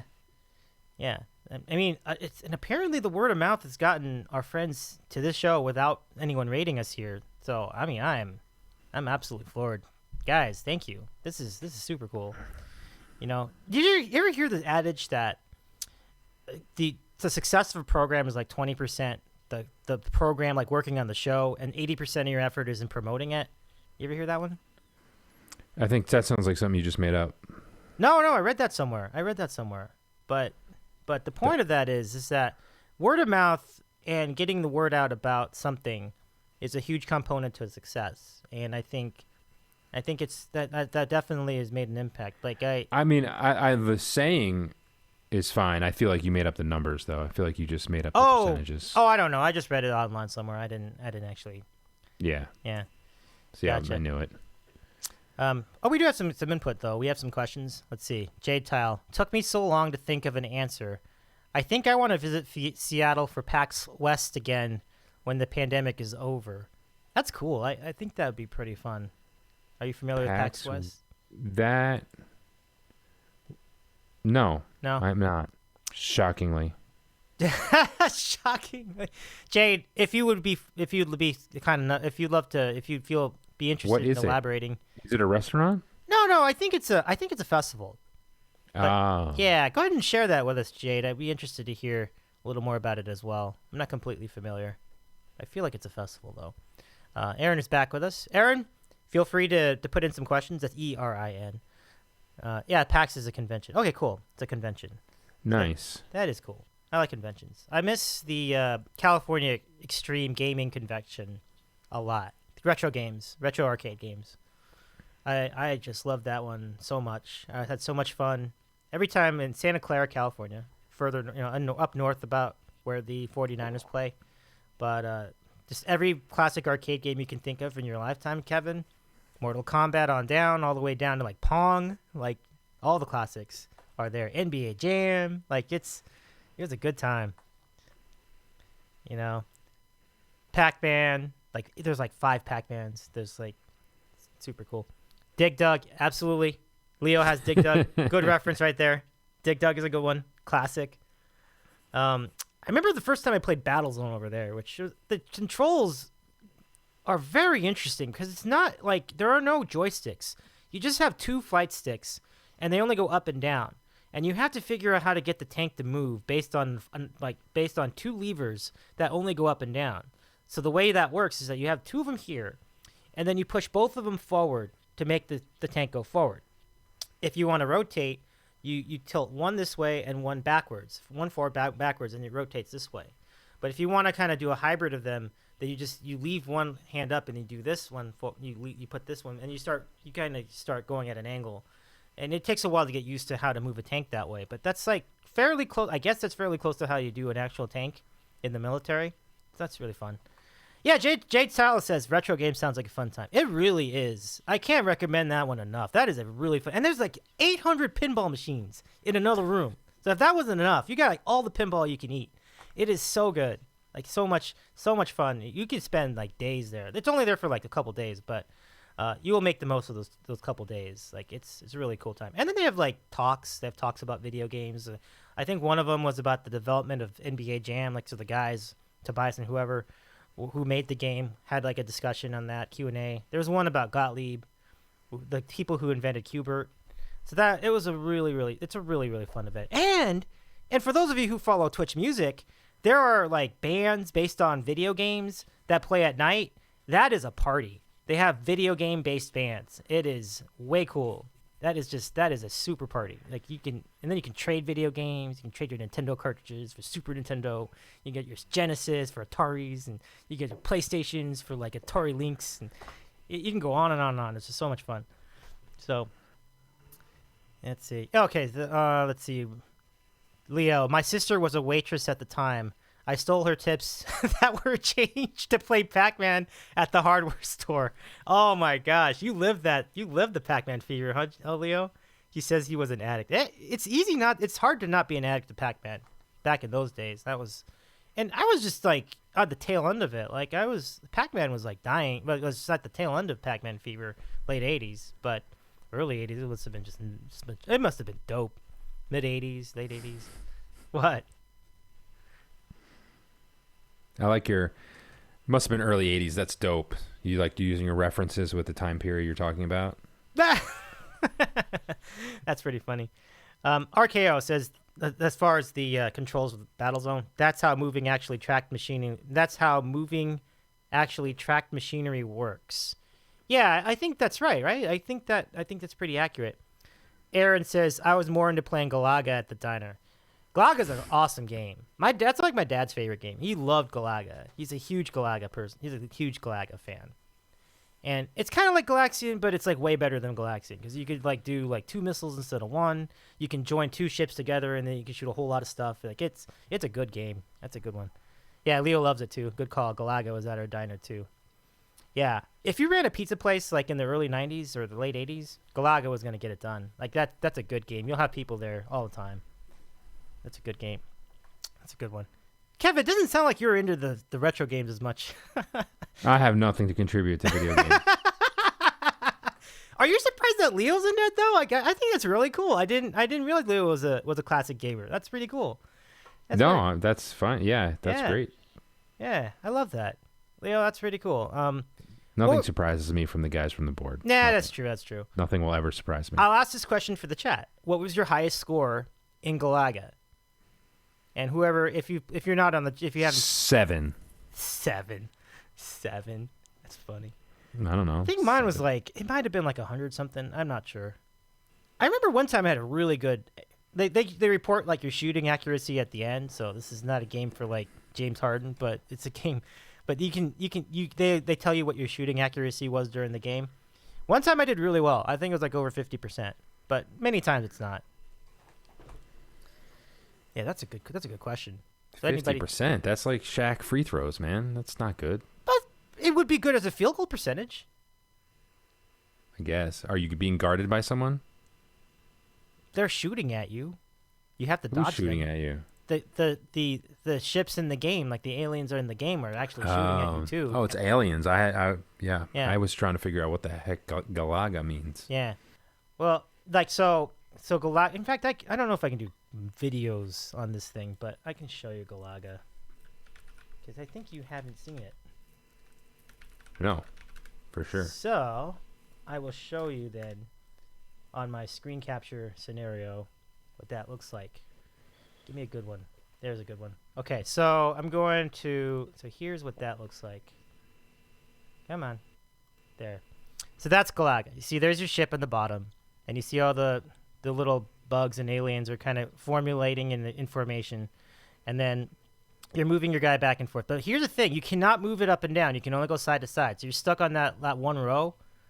So you're stuck on the bottom row there, and you have to move the ship back and forth, and then shoot at all these little bugs as they're coming at you, and they're shooting missiles at you. So there's a lot of challenges to that. So you will see that machine at some point. It's a fun game though. Let's see. See, Aaron says, "Good God, I have no clue." I remember one time I got to like stage 30 and I lost it. Stage 30, dude, that's a great run.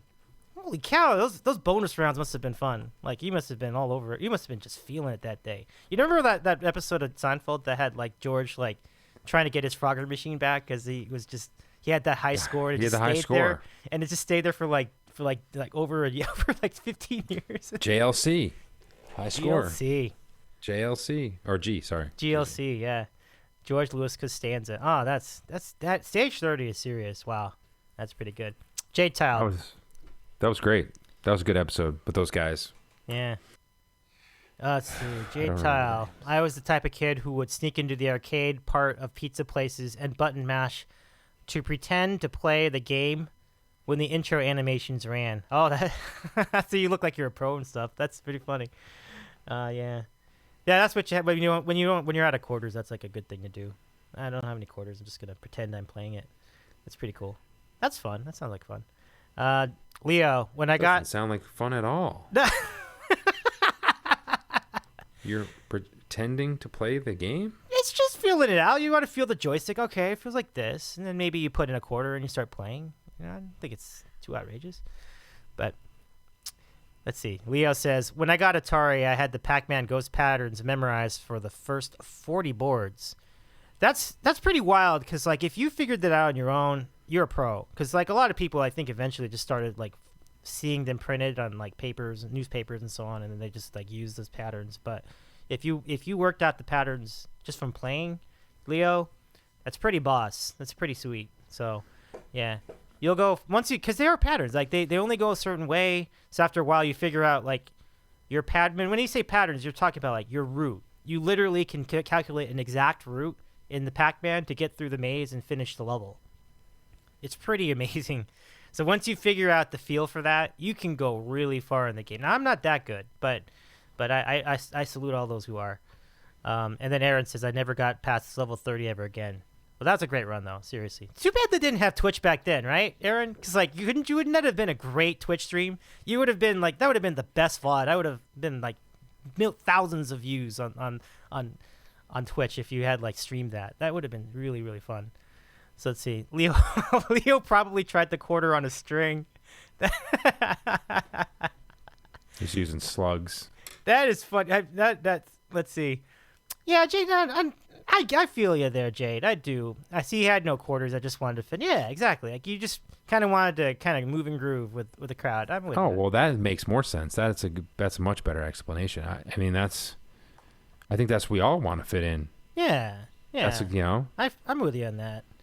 So somewhere, I mean, you want to find a spot to fit in. You don't want to fit in everywhere because that would be weird. Yeah, for sure. And Leo follows up on the old games. The patterns weren't random. No, they were not random. It was very much in sequence, which is why people could really, really go to so many levels back in the day because AI was very, very non-existent in the early 80s. It was taking people, and then they kind of figured out that it was non-existent.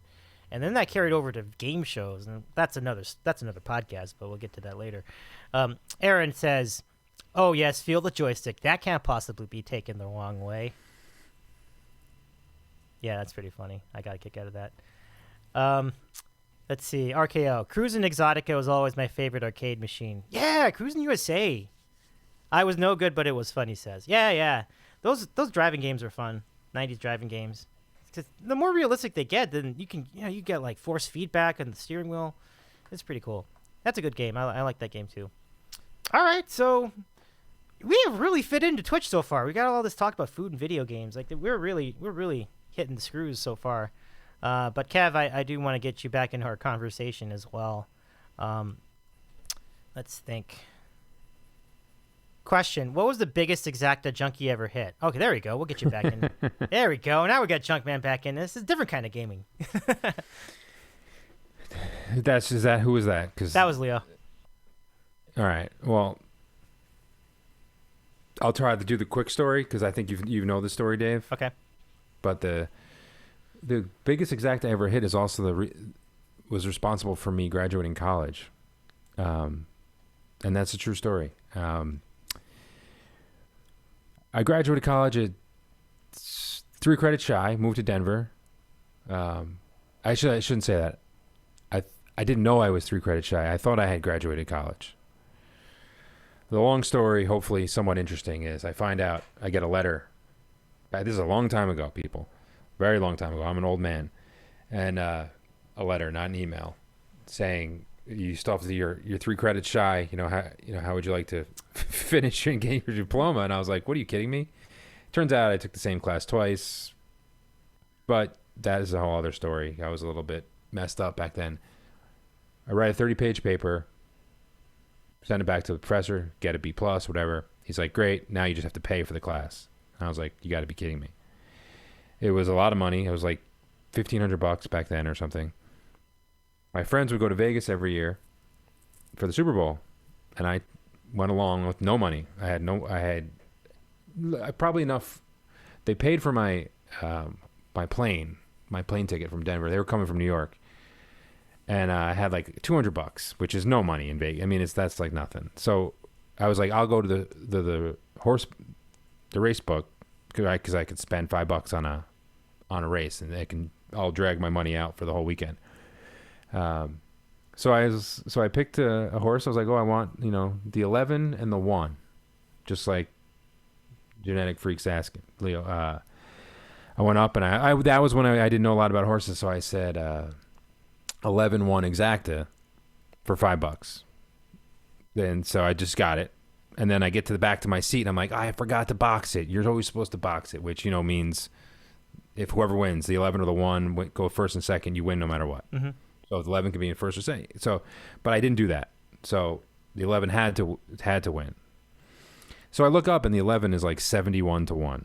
The odds are ridiculous. And I was like, I should have looked at that too. But whatever. So all of a sudden, the race goes off, and the 11 is just blasting everybody. It's not even close. This like super long shot is out in the lead, and all the guys, these old guys, are like, oh, he's gonna crap out. He's just like there to set the pace.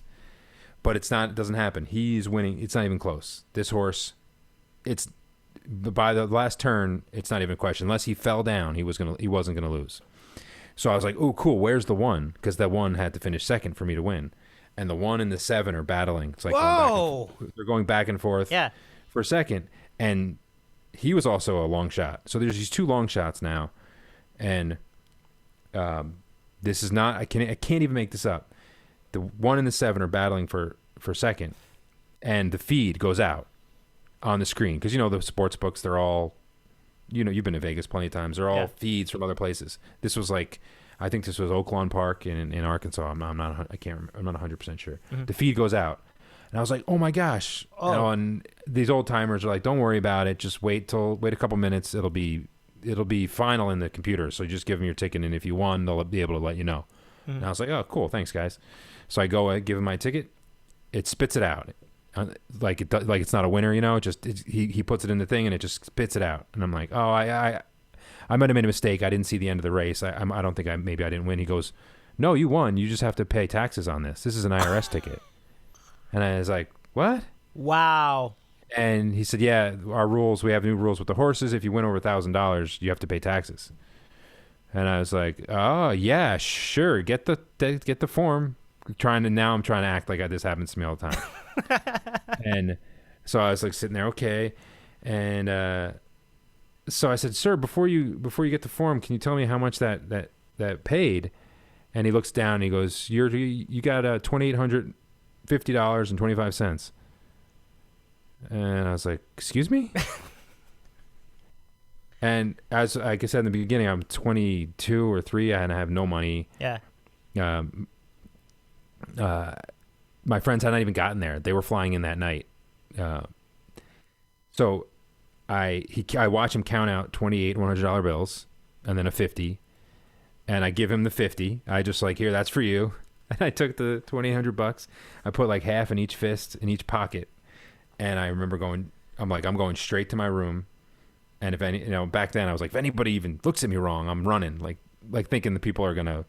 You think about it now, like $2,800, people win that on the slots and like nonstop. But for me, I never won anything like that. Right.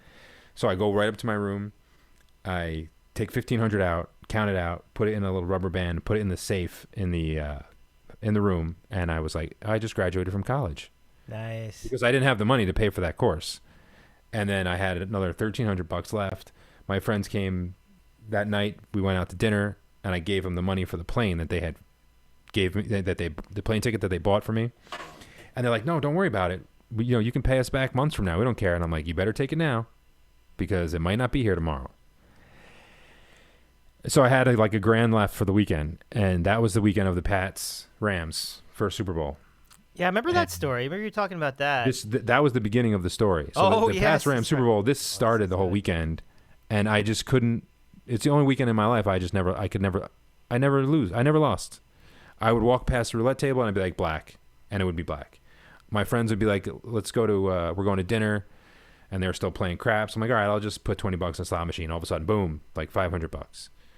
And the end of the story is we get to the window for the Pats game, and the Pats are huge underdogs, like 10, 14 points. I don't remember. The money line was it was like plus 750 at the time.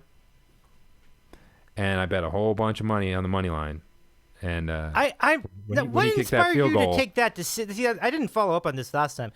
What inspired you to specifically take the Pats? Like, why? It's just because I was taking the Pats regardless, because they were getting so many points. Mm-hmm. And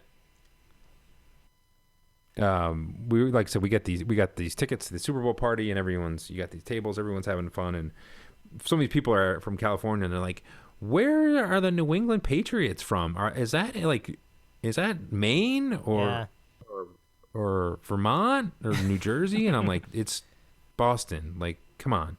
And and then so yeah, he kicks the field goal, and that was I jumped. A friend of mine had taken the Pats to win the Super Bowl like at the beginning of the year, like 50-1, one of those shots that those prop bets. Him and I were on the opposite ends of this circular table, and we jumped across like at each other because we were both gonna win thousands of dollars. Oh my gosh, I know this is so the good. field goal goes in, and then you're like, we went out that night, and we were like, we just went straight to the bar, and the guy's like, what do you want? I'm like, Johnny Walker Blue, because I always heard that was the most expensive like shot you can get. Yeah. And the guy's like, it's like $40 each, and I was like, no, we want the bottle. And he's like, what? I'm like, yeah, just give us the bottle, and it's Vegas, whatever. You can take a bottle and walk around, no one cares. At least at that point, this was, if you're young, your young crew. I don't know how young your friends are in this, but it was a hotel in Vegas that doesn't even exist anymore. That's how old I am. It was called the Riviera, which was way down the old Riviera, and near like I can't remember what's next door, but yeah. So we just sat there and we were just handing out Johnny Walker Blue shots to strangers, and made a lot of friends doing that. Mm-hmm. And after that, I mean, I probably broke even the next 20 years gambling. Like that was it. Maybe I probably lost a little bit. This is after starting. I had like a couple $1,000. That was it was beyond. It was just it was absurd. Yeah, no, I never had. Sure. So yeah, that was. Yeah, I had to get 20. So there, that question, the biggest exacta was 20. It was $2,850.25. That is an amazing. Very long run. story for that question, but it's a really. And I graduated college. Like I said, I went back and I mailed the college the check, the registrar, and got the diploma in like 2 weeks. I still have it somewhere. That is so cool. And in the chat is just they love your story. So Jade Tyler, oh really? Wow, what a legend! That's freaking amazing. It's a good one. It's a really good story. I mean, as we'll go on, maybe when they hear some more stories, they'll realize why. Yeah. What has happened to me in my health as we've gotten older, for some of these reasons. Certainly. But the there's genetic. not without some good stories from that. Go ahead, sorry. No doubt. This is what laid the foundation of random questions in our salad days, like over the last decade. It's really, really super cool. Yeah, I've told that story on your old show maybe once, but mostly focused on the Pat Super Bowl part. Yeah, I don't remember the horse racing part. The horse racing part that kind of set it up. It's my favorite because it was just so ridiculously random. And back then, the race books were usually filled with like old, kind of degenerate-looking dudes, and I didn't belong. Certainly, talking about fitting in before, I did not fit into that crowd. Nah, I did not know what I was doing, and it's intimidating. And it's funny. I learned more after, like kind of what you were saying about we're talking about the Derby. When that kind of got me into horse racing, and I learned so much more. And I would go to Saratoga all the time, and I'd have like online counts and stuff, and I never did anything as good as that. The more I learned, the worse my returns were betting.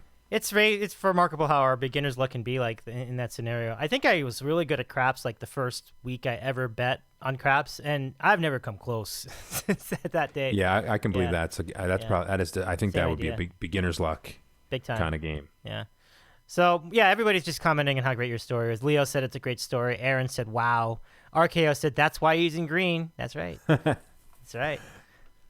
So what that means, I'm not going to explain this too much. Was I in the original class? I'm not one of the old people? Pretty much. I mean, it was like Gator and you and somebody else. So the MikeFrancesa.com also has VIPs, and not necessarily subscribers, but they're just like people who have made significant contributions to the board, so they get nominated to the Hall of Fame. And like the whole thing is like 50 people, so it's stupid, but to be one of the first ones, like the founding members of the Hall of Fame, that's pretty significant. That's what I mean. I mean, that's like, the first Baseball Hall of Fame, the first one. Do you know, there's your random question. Do you know those 5 people who got named to the first Baseball Hall of Fame? The first one? I'm going to circle back to that. That's a good question. I'll get to that in a second, but let me just respond to some other stuff here. Yeah, sure. Dan Tullis, welcome. Welcome to the show. Good to have you with us, Dan. Did you have in on Medina Spirit? I wanted to ask that to you, Dan. Let me know. And so TinTam's back. Welcome back, TinTam. Woo! Let's see. He says, I feel accomplished. The screw got put back in on the fan finally. Yes! Tremendous. His fan broke today. It's kind of a strange scenario. Like, he was about to come on and be the first guest on our program, and his fan just, like, one of the blades on his fan just came off. He had to, so he was trying to fix that. That is a tough spot, so I'm glad that worked out. Let's see. No, I think that's it. So, what was your question, Kevin? Didn't you have a question? The 5 guys who went to the Hall of Fame. Oh, yeah. First 5 guys. Baseball Hall of Fame. Okay. The first one. Wow. Well, when was it? I guess it's 1935. Oh, okay. Okay, that helps a little bit. Babe Ruth. You got it. There's one. Yeah, he has to be, right? Babe Ruth. So, Babe Ruth and Ty Cobb. Yep. Okay. I mean, you have to pick those. I actually think you'll get them all. Oh, really? You're okay. really, yeah. Well, I got 2. It's a pretty good start. Let's see. That guy on the baseball card. Pirates. Second baseman. The guy on the baseball card is correct. The guy on the baseball card. Woo! I know who you're thinking. I think I know who you're thinking of. Yeah. You know what I mean. God. I'm just gonna look. I'm gonna Google second. Honus Wagner. Yes. Thank you. The one with the card that was it's worth like so much because they're so rare. Outrageous amount of money. Yeah. He looks like a nerd just with a hat on. And the last 2 are both pitchers. Cy Young. No. Interesting. Not Cy Young.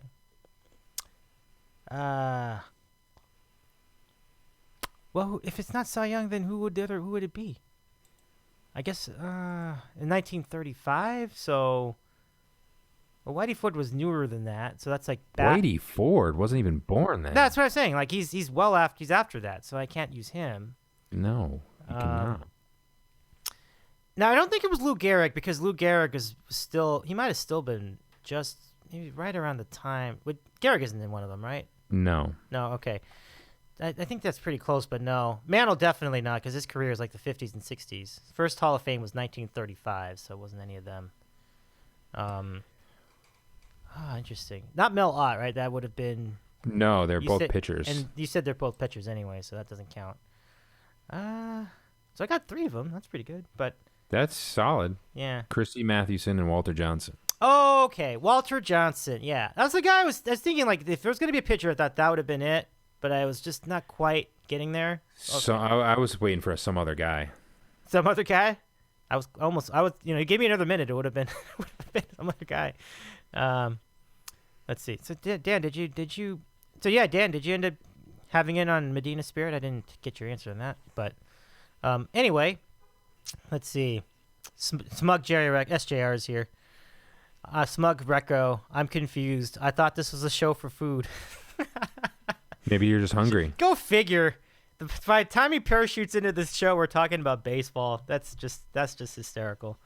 Let's see. Mantle didn't play the 50s. That's correct. Shed Long. I'm not even sure if he would make the Mariners Hall of Fame. Shed Long Jr. Oh, that's funny. Babe Ruth, yeah. Gehrig Mantle. Okay. Let's see. Okay, Jay Tal. Anything is edible if you try hard enough, even the theoretical concept of gambling in sports. Excellent point. Yeah. I like that. Very much so. I like that action there. No doubt. So everybody's having their fun with their nominations for the Hall of Fame. Chris Mathewson. Oh, yeah, Aaron is still on. I'm sorry, Aaron. Why don't you ask us another question? I'd be interested to hear if you had another question for us. Even just a question just for me if you want. So did you say, is that Aaron who said she was lost? Yeah. I was just trying to make everyone feel like I felt when you were talking about video games. That's true. It is basically what you were feeling. That's the same. Throw something back at you guys at the end before it was all over. It's like very similar. Talking about baseball from the 1935. You want to talk about retro? All right, people. That is retro for sure. Okay. Question: is anyone a fan of fried ravioli? No. No? No. No. 0. Really? I don't think I was a fan when I had that kind of stuff, but I don't eat that. Oh, okay. Yeah, I know you definitely wouldn't be a fan today, but like pre-improved health, I guess. Pre-renouncing of bad food, which that's. I mean, hey, you put anything in a deep fryer, I would eat. I've eaten it at some. Yeah. Back in the day, at some point, but I'll tell you what. I would say I'm a fan. I'm a fan of it. I'm a fan of it for sure. So Leo, count me in. Team fried ravioli, definitely. And SJR says that's a starting appetizer. I'm with you. Because if you dip it in the marinara, I mean that just sounds fantastic. What's the best appetizer? He said that's a starting appetizer, and I like that. I like the way he worded that. Mm-hmm. So I think he's talking. And we just talked about the Hall of Fame, so you could give me a Hall of Fame like class of appetizers, if you want. If you people wanted to go back to the food, there, smug guy. Yeah. Do cookies count? No, right? Cookies are just snacks, so that doesn't count. Well, I feel like this would be more like you're out to eat, not like what you would have at home. Oh, you're okay. Not gonna get So Oreos it has to be at a more restaurant. Typically what you order at a restaurant. Okay, no, good. Aaron, I guess you could have an Oreo. I'm sure they've come up with some kind of. Yeah. But, I mean, how first of all, how do you feel? Are you like, do you always get an appetizer? Not all the time, actually. Surprisingly. It's not. Sometimes I'm in the mood, sometimes I'm not. But I just feel like it's just like another added layer between me and the meat that I want. So, or the main dish that I want. So. Yeah, I feel like it almost has to do with like the like company. Like, are you going out for a long time, or is this like are you going to like watch a game or be with your friends you haven't seen? You're going to be there for hours, so you're just like spacing it out. Yeah. But if you're getting, like you just said, you kind of go with a plan. You know what you're having for your meal, so you just want to get at it. It really depends on where you are. If like you said, if you're there to watch, to be with friends and to chat with them, then you almost center the night around appetizers. Like you don't even have like an actual meal. You just have like wings. That's a good point. Yeah, right. So like nachos. Okay, so wings. That's the one, right? Is that in there? Because I think. I think it's got to be an all timer. Yeah. I mean, if you just pick, but a few, but wings, and because you can even get fancy with them too now, because they're in fancy places now. You get like these duck wings and all this other foofy nonsense, sesame crusted Korean sauced duck wings. So wings are on there. That's a no-brainer. That's a big one. RKO says mozzarella sticks. Yeah. I mean, you're going with cheese so early in your night is tough for me to get behind. Feeling it? Okay. It's just. Well, you're part of that Tom in New Jersey anti-cheese crowd, and not I didn't realize I was part of a club that was anti-cheese. I just thought I was anti. We'll get stomach Tom pains. on here. I'll ask him about it. Yeah, no. But it's a growing sentiment. Some people just don't get into like cheese, especially at that stage of the meal. Yeah, I feel like it's too. Yeah, it's too much. Yeah, wings are lighter. I'm trying to think of one. I mean, you can have your standard, jalapeno poppers, potato skins, which is another one that's just too heavy for to start off with. You might as well just have that's your meal basically. Fried calamari is always a good one. Mm-hmm. Calamari, yeah, that's on there too. So your Mount Rushmore now has wings, matzo sticks, and calamari. It's funny as you get older. Like when I was in my 20s, an appetizer was just standard. There was no ifs, ands, or buts, no matter where we were. Mm-hmm. I would get an appetizer and then a main course. And then the 30s, the appetizers were still there, but they got a somewhat better, or I should say, well, not better, but just a little cleaner. Like it would be oysters or clams or, just something not as deep fried, I guess. And then now when we go out, it's like we share an appetizer because we're so old and we can't eat as much. Yeah. Yeah, that's true. That's borne out. I definitely don't have the kind of appetite I used to. Like I probably could have gone giant. Now you ever see you go to some of these places now where they have like a tray of something. It's like 6 different things. You just get like a board, and they have themes. Mm-hmm. So it's like the seasonal vegetable board or the seasonal meat. They got the prosciutto and all the different salamis and stuff. And then you can have that. You can order that for 4 people, and you all only have like 2 bites, which is a nice way to go because it just kind of gets going. Love it.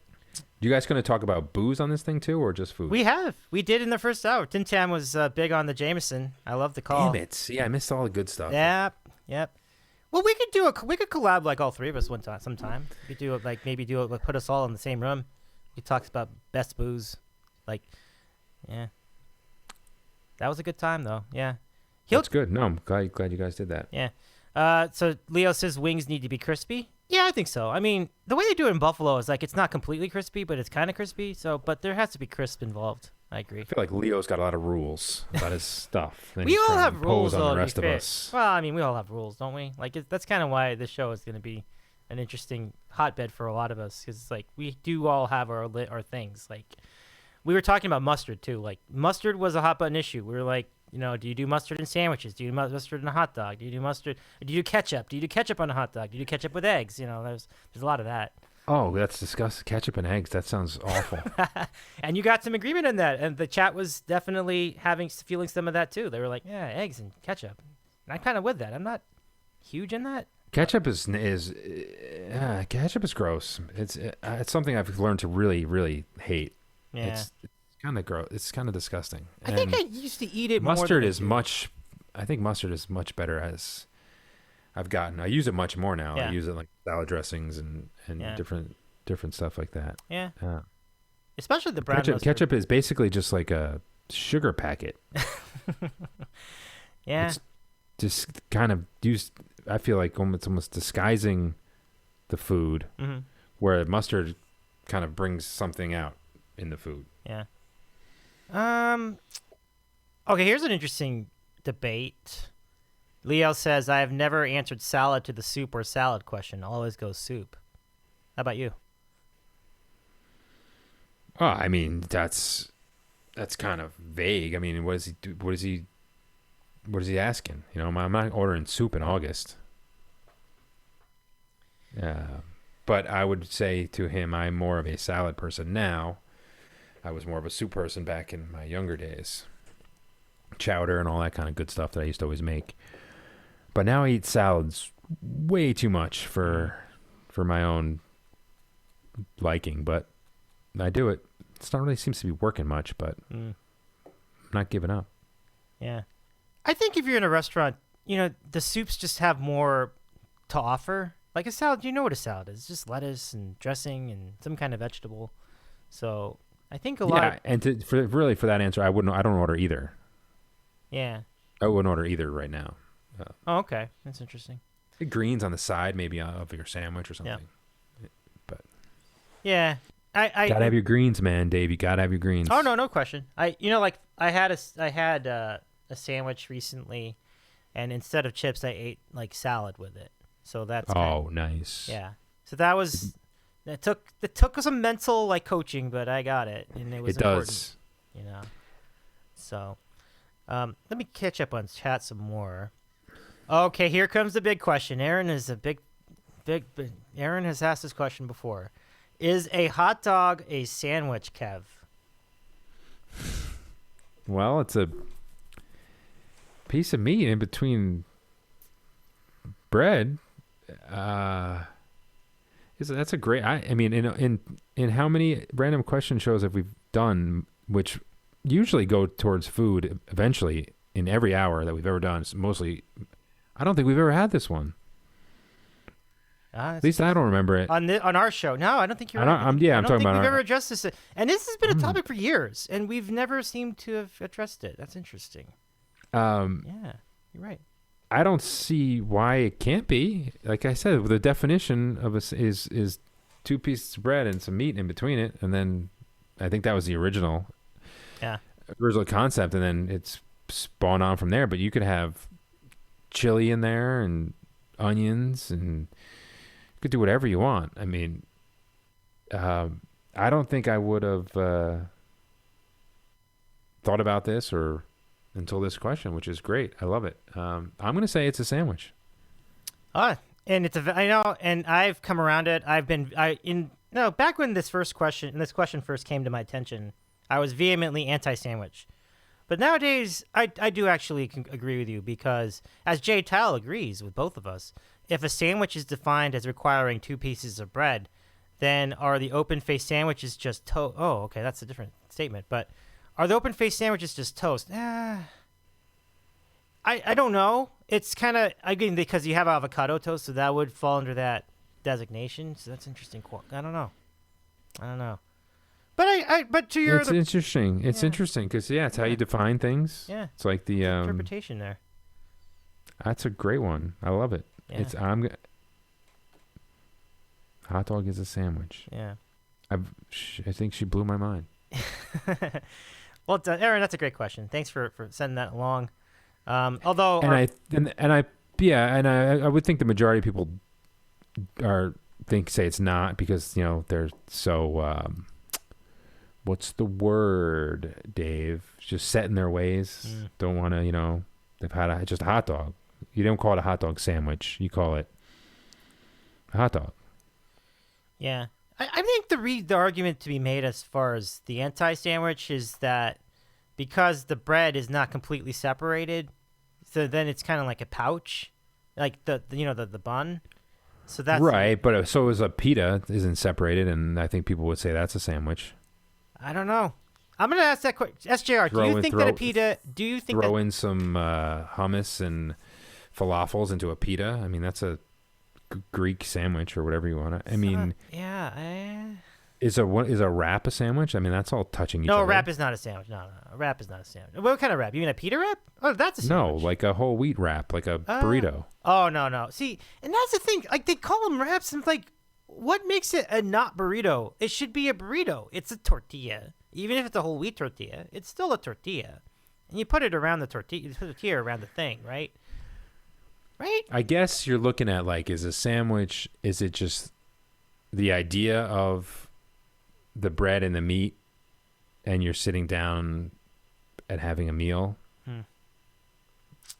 I don't think anyone would say, I don't think anyone would go to like a hot dog truck, have a hot dog, and then when someone asks, what did you have for lunch? They would say, I had a sandwich. I don't think they would say that. I think they would say, I had a hot dog. I'm pretty sure that 99.8% of people would say that. However, if you just go by the whole history of the world and it was just kind of meat in between some bread, I think it would qualify into that family.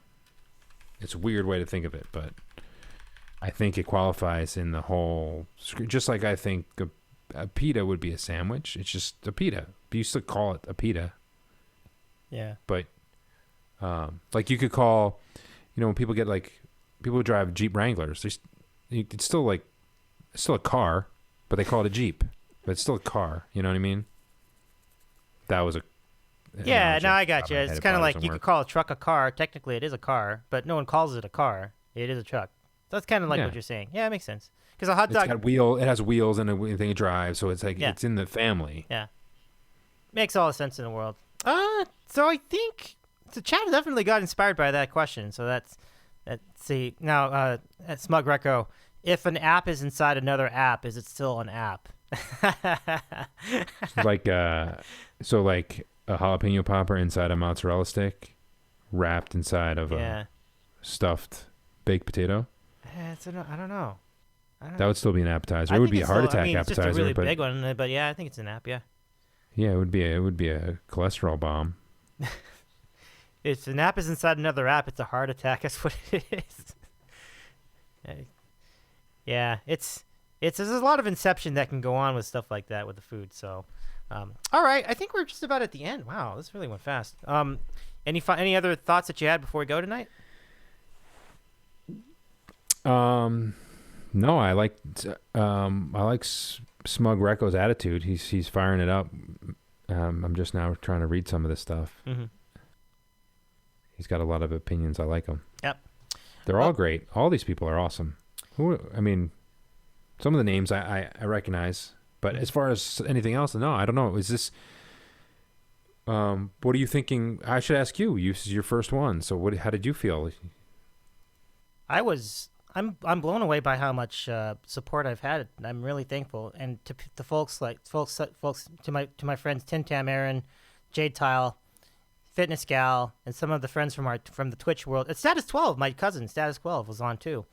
My friend, really thank you for giving me a chance. Like it means so much to give me a chance. I know I am not even like 1% as good at piano as anybody that's on our music Twitch. Like, I have never formally actually played it. I'm just trying it just for fun. But it's really, really cool you guys get to hang out with us tonight. And I hope this is kind of what we want to do. We just want to... So you're telling me I missed the piano part? Yeah, I did a little ditty. Oh, my God. Did a little I missed everything. ditty. But, and thank you guys for a fun time. Thank you so much. And what Merrifield is 2 stolen bases. How about that? And just so everyone knows too, this is also another classic Dave show thing. When the show starts getting like fired up and they're question about the sandwiches and stuff, and everyone's getting all fired up, usually the show ends. Usually that's it. Like, let's see who's live right now. Who can we raid? We could raid Turbo. Let me ask the chat that question. You want to raid Turbo, or should we raid Elisa Carlson? Who would be really fun. Like, it's a really good piano player from Chicago. Good night, everybody. Thank you so much. I do have a raid, though. We're going to do swimming? Okay, we're doing it. We're going to go over to Turbo Swim. He's another gamer. He's a fun guy. He plays video games. Now, Kev, get to know our friend Turbo. He's fun. He's a fun guy. So, guys, what we're going to do is... I will just do a quick amount of piano. Let's see. How do you do? Oh, turn it up. Turn it up. Can't hear it. How do you do? No, it's this one. Okay, forget it. We'll do the piano next week. That was a disaster. I was trying to do this. How do you do? Who I saw on the knee to do that you before and na na na na just like before. Can you hear that? Do na na na. Just give me more, and you can be na na na. Hey, that's what. Oh, hey, fuck. Hey, that's what. Oh, I forget it. We'll try again next week with the piano. But thank you so much for the show. Kev, thank you so much for doing this with me tonight as well. Yeah, man, my pleasure. Cool beans, guys. So, all right, we're go ahead and copy the raid call. We're gonna go to Turbo Swim. The raid call is there. Just copy all the stuff that's after the arrow. You see that in the chat? Oh, there's a taco sandwich. I'm gonna say no. And till next time, we'll see you. We'll see you later. Let's see. But hey, tacos are heaven. Tacos are heaven. Tacos are heaven. Tacos are the single greatest invention in the history of the world. There's no doubt about it. So, all right, guys, set your coordinates. We're gonna raid Turbo Swim right now. Here we go. Good night, everybody. Thank you so much. Oh, Kevin's off the thing. I'm Davey. Have a good night, everybody. We'll talk to you soon. We'll see you over there at Turbo Swim. We'll catch you there. Push the button. Come on, Turbo. Let's go. There we go. Let's do it. Bye, everybody.